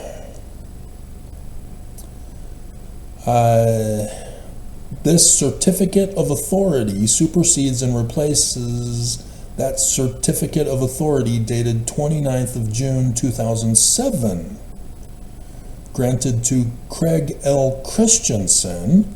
Oh, interesting.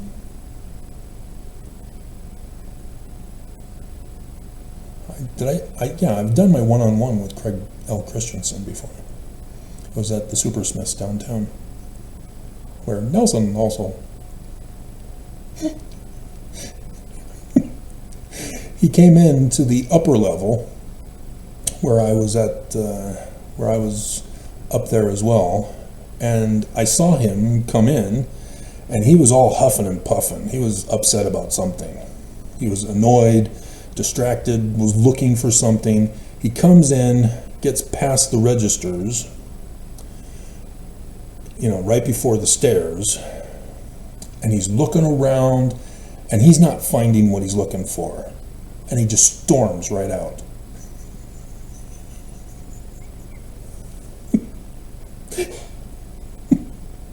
I have no idea what that was about.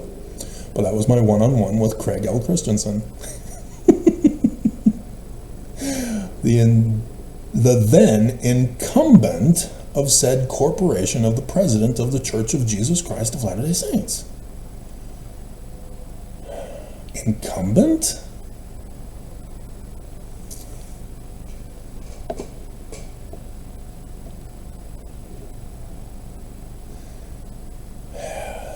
It says, I, Thomas S. Monson, do hereby certify that I am the President of the Church of Jesus Christ of Latter-day Saints, so, fruit of the poisonous tree, a religious association, and then blah, blah, blah, blah, blah.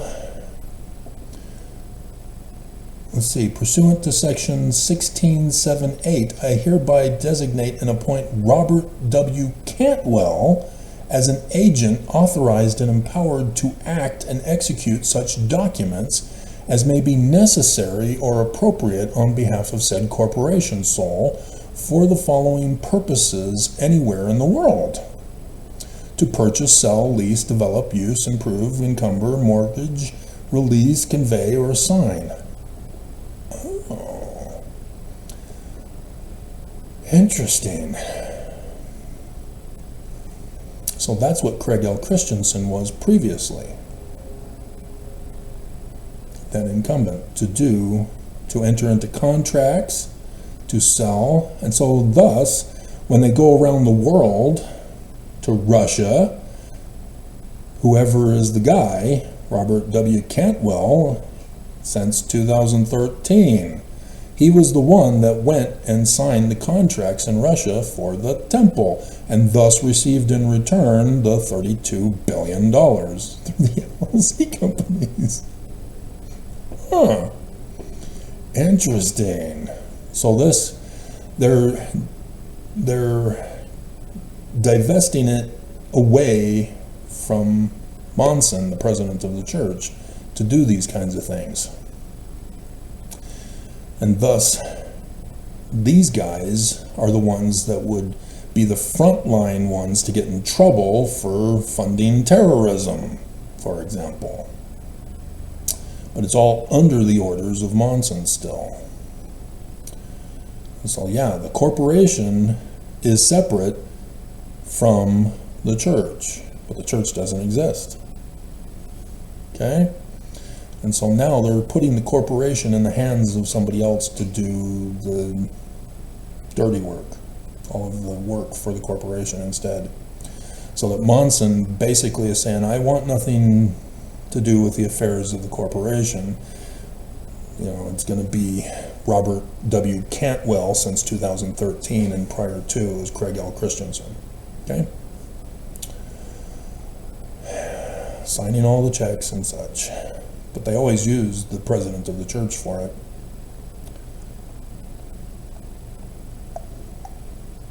Where's the next one?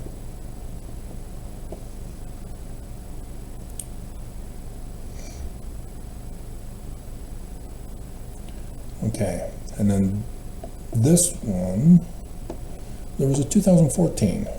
Where's the 2014? Need that one first. 2014, here we go. Why didn't you show up first? Because that was 2013. Oh, I need to go backwards, that's why. Okay.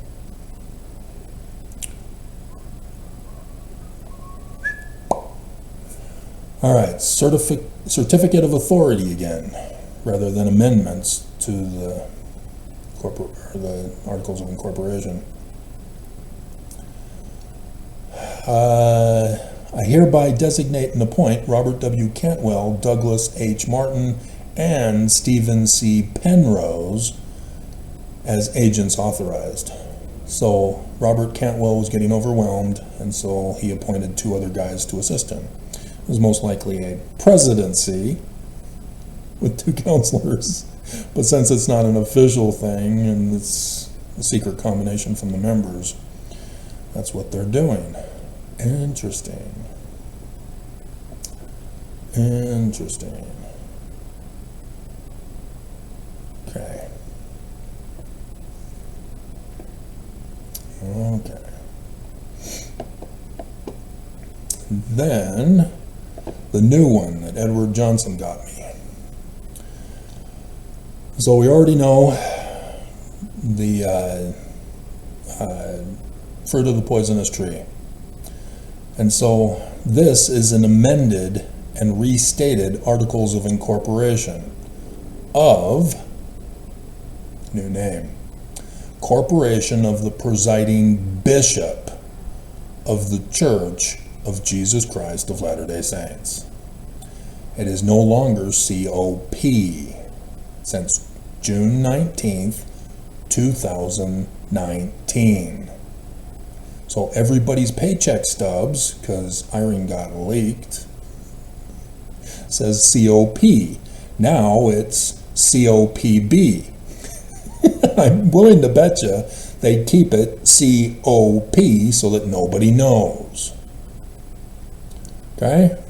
So yeah, this is a bombshell, Edward. Good job.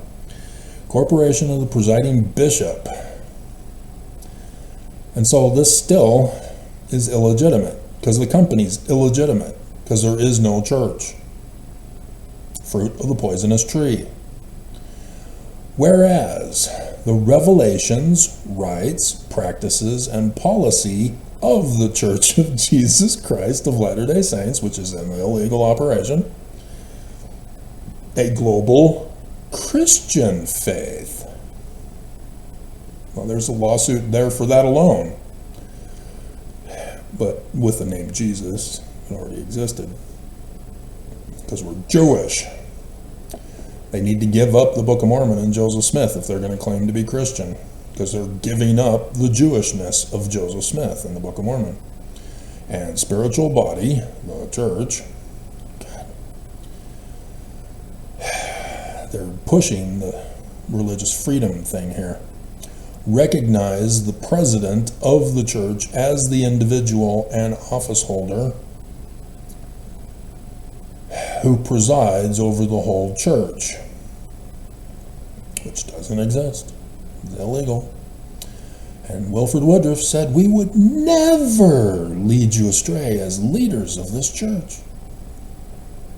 God would smite us down under the sun shall be darkened, moon turned to blood, and stars falling from heaven. So that you would know we're false. Yep, we do. Whereas the president of the church, along with members of the church's governing councils, believes it appropriate and important to give greater emphasis to the name of the church because Nelson changed it.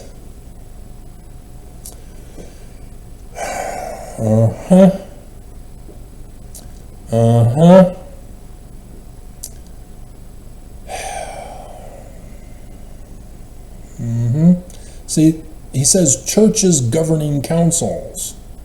The church's governing councils are not the members. Members have no vote or say or authorization anymore. Remember?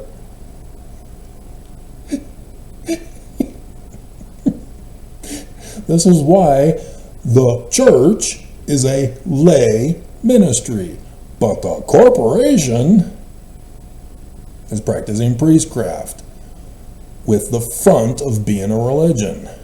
This is a criminal operation. Instead of sanitation for the Sopranos, they're using religion as their claim to a legitimate business. And it's not even a legitimate business. At least Tony Soprano has a legitimate sanitation department.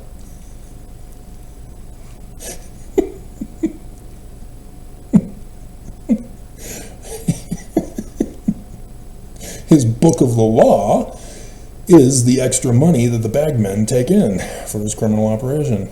And so, yes, bishops still have the ledger through tithing, the law.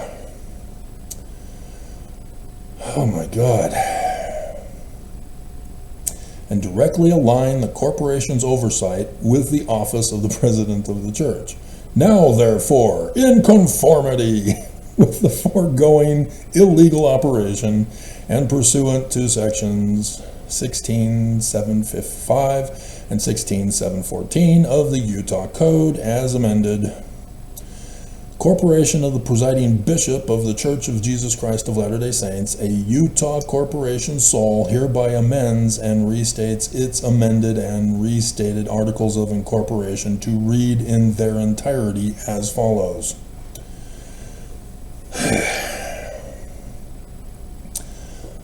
Amended and restated articles of incorporation of the Church of Jesus Christ of Latter-day Saints.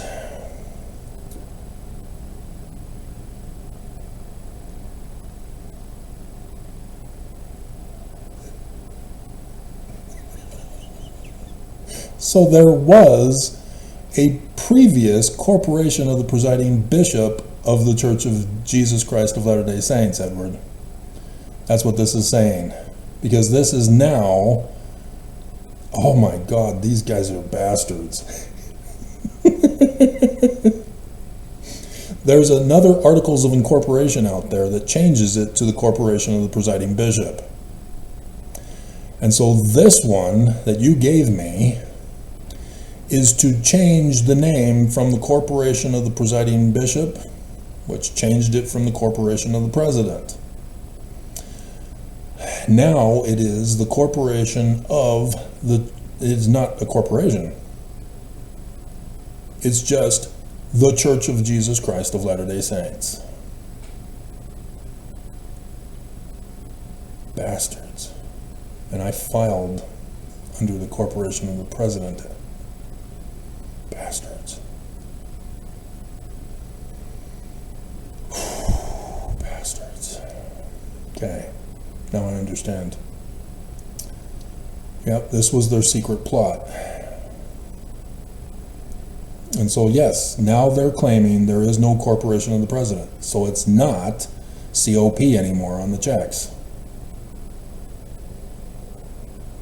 So I'm missing an Articles of Incorporation where the change was made to the name, to the presiding bishop. Okay.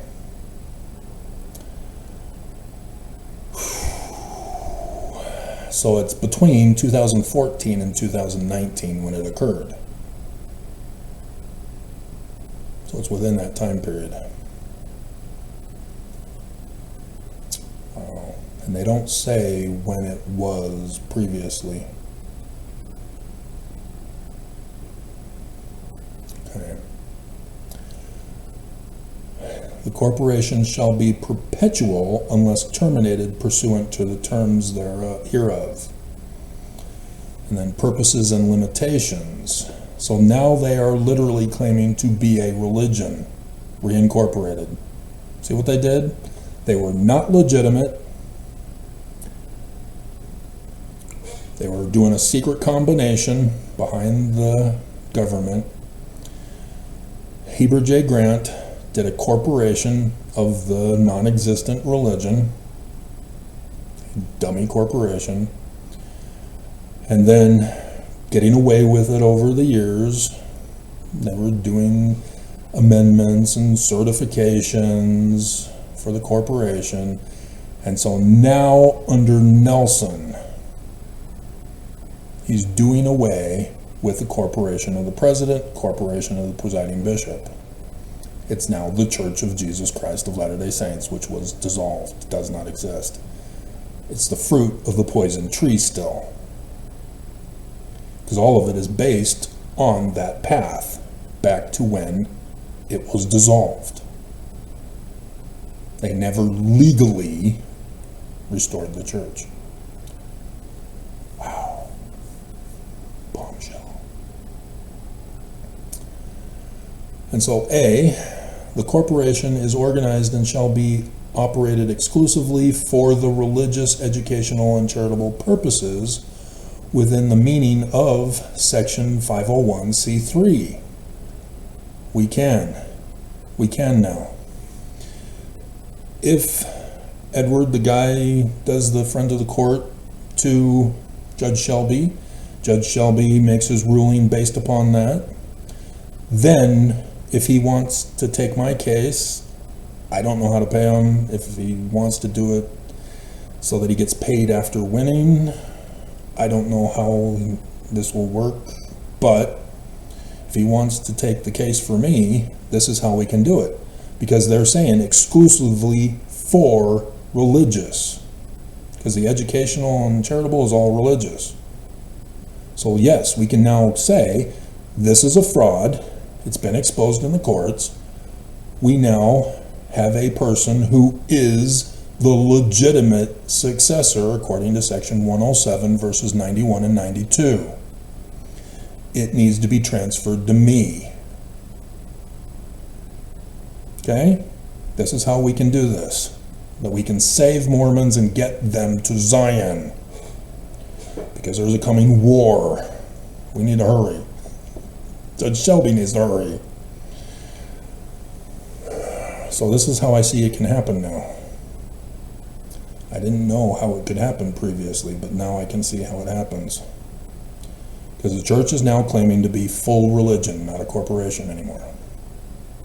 That the LLCs and all the businesses are for religion only. Okay? So now, once we expose that tithing is the law, then we can go in and say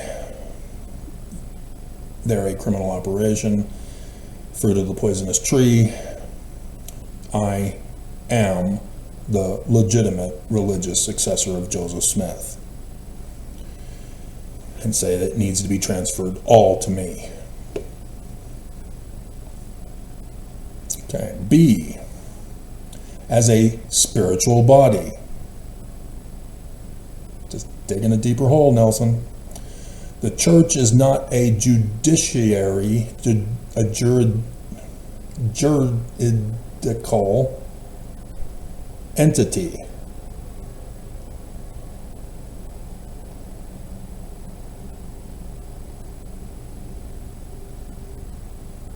Juridical. I'm wanting to say jurisdiction, but it's not. It's a different word. Juridical.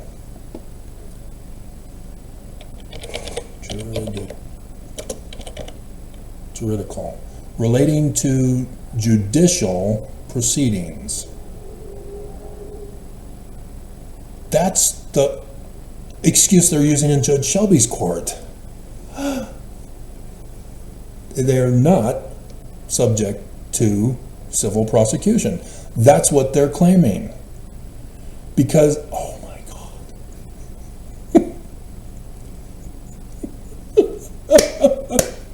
Yes! I hope he takes it and does the friend of the court brief.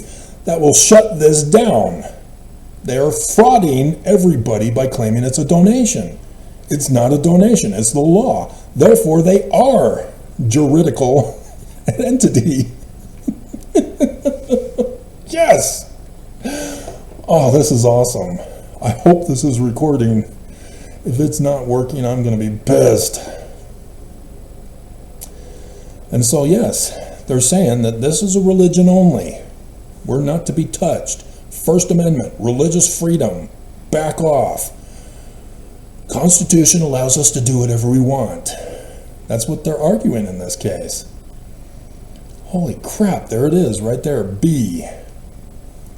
C, notwithstanding any other provisions of these amended and restated articles, corporations shall not carry on any other activities not permitted to be carried on by a corporation, exempt from federal income tax of the IRS code.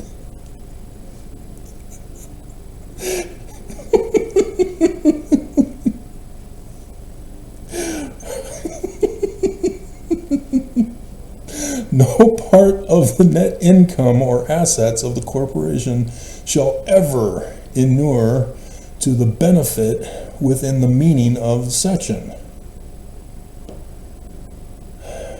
So yeah, they can increase indefinitely without paying taxes. Holy crap. E, no substantial part of the activities of the corporation shall consist of carrying on propaganda.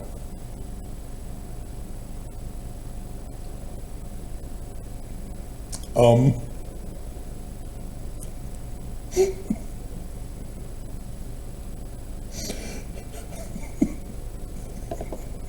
or otherwise attempting to influence legislation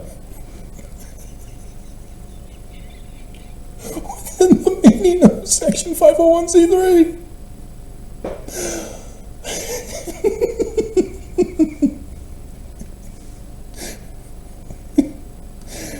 Or to intervene in any political campaign. Oops! I've done these videos, including publication or distribution of First Presidency statements on behalf of or in opposition. Oh my God. What it's saying and what they're doing is not meshing. I don't think they think what they think they mean of the meanings. Holy crap. And so yes, this definitely has oaks written all over it. Wow. Fourth, authority and powers. Corporation is authorized and empowered to acquire and possess by donation, gift, bequest, device, or purchase, and to hold and to maintain property, real, personal, and mixed. Purchase. Yeah, it doesn't say forced tithing. They're using donation for tithing. Yep. So nope. Exposing section 119 is going to blow this all up.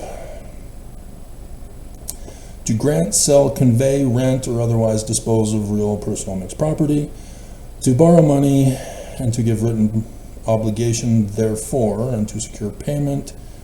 It looks like they've done away with the people to act on the president's behalf.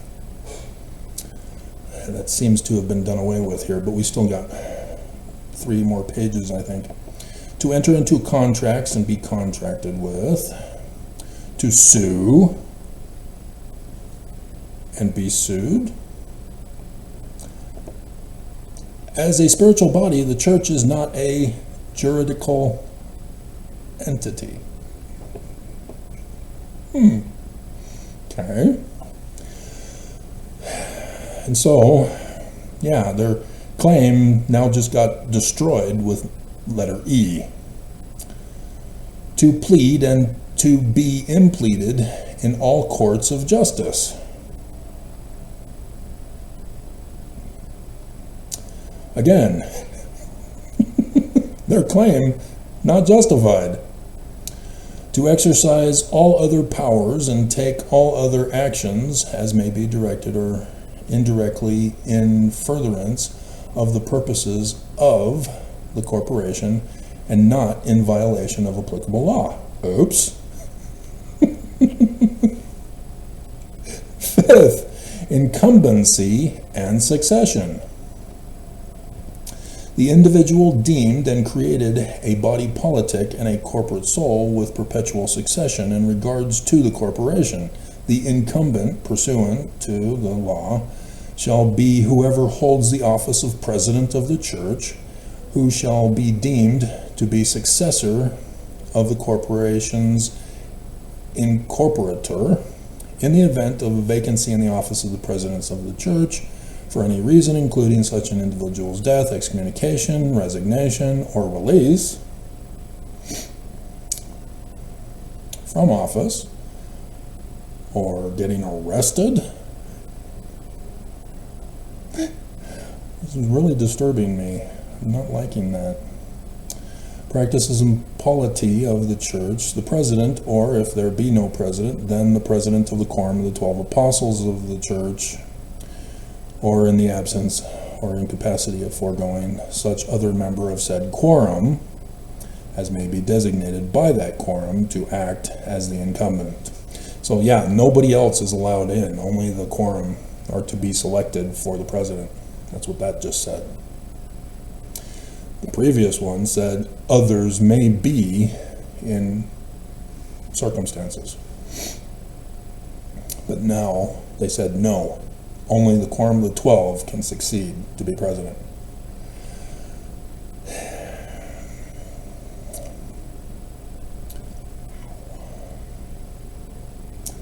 Six, winding up and dissolution. Yep, they're still doing it. Upon the winding up and dissolution of the corporation, there it is. By exposing them as a crime, a criminal organization, here they go. They already say what they're going to do.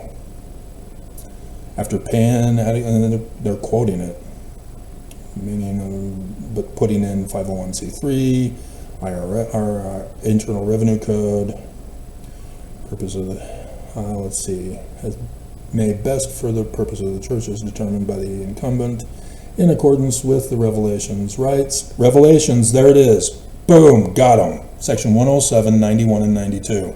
Revelations, right there. We got them.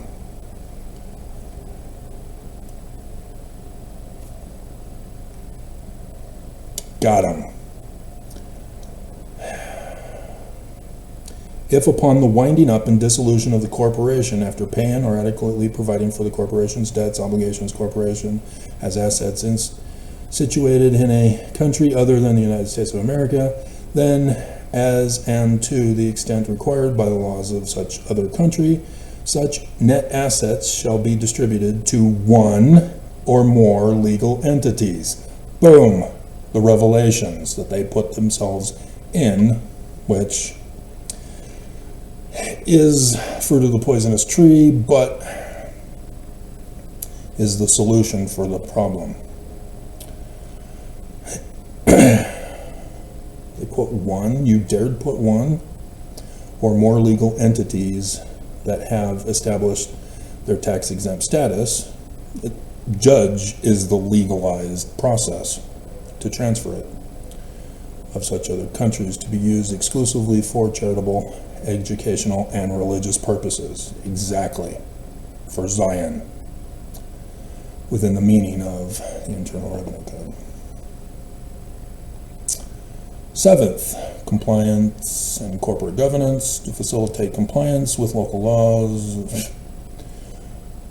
Combine through bylaws, formal governments, applies to all corporations' assets, such as one or more jurisdictions. Eighth, unaltered legal existence.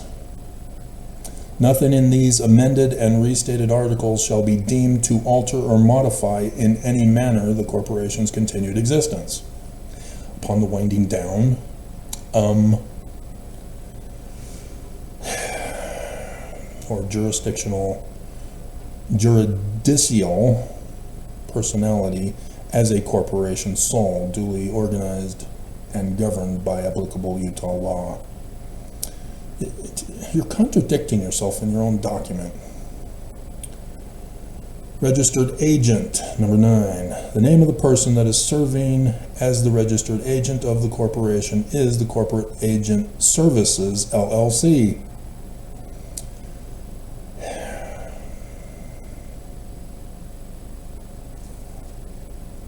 A Utah limited liability company. Address of the corporation's registered office is 36 South State, Suite 1900, Salt Lake City, Utah 84111. So that's across the street with the legal services in the same building, isn't it? Kirtland McConkie. Corporation has no members.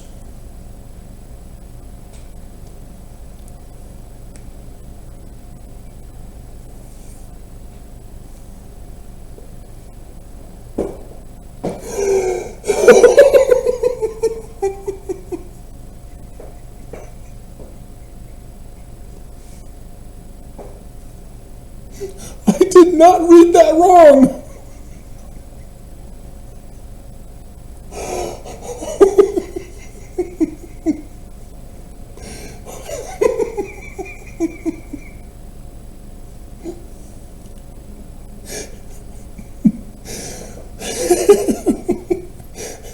Thus, they're saying these amended and restated articles are adopted without member approval by the incumbent of corporation. Gerald Cossé, presiding bishop of the church, 50 East North Temple, which is the church office building, not the church administration building. Interesting. So the presiding bishop is in the church office building, not the church administration building, which is 47 East South Temple.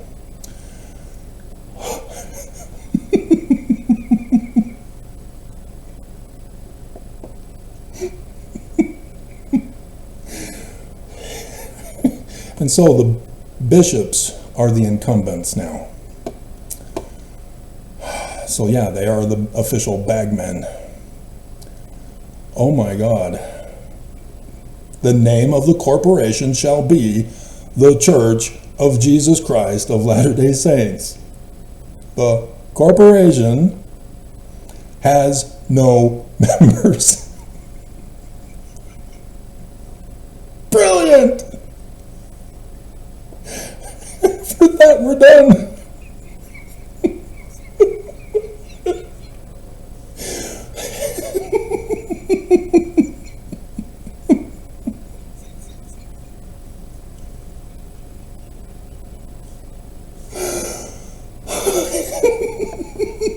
I have to do this for tomorrow. No.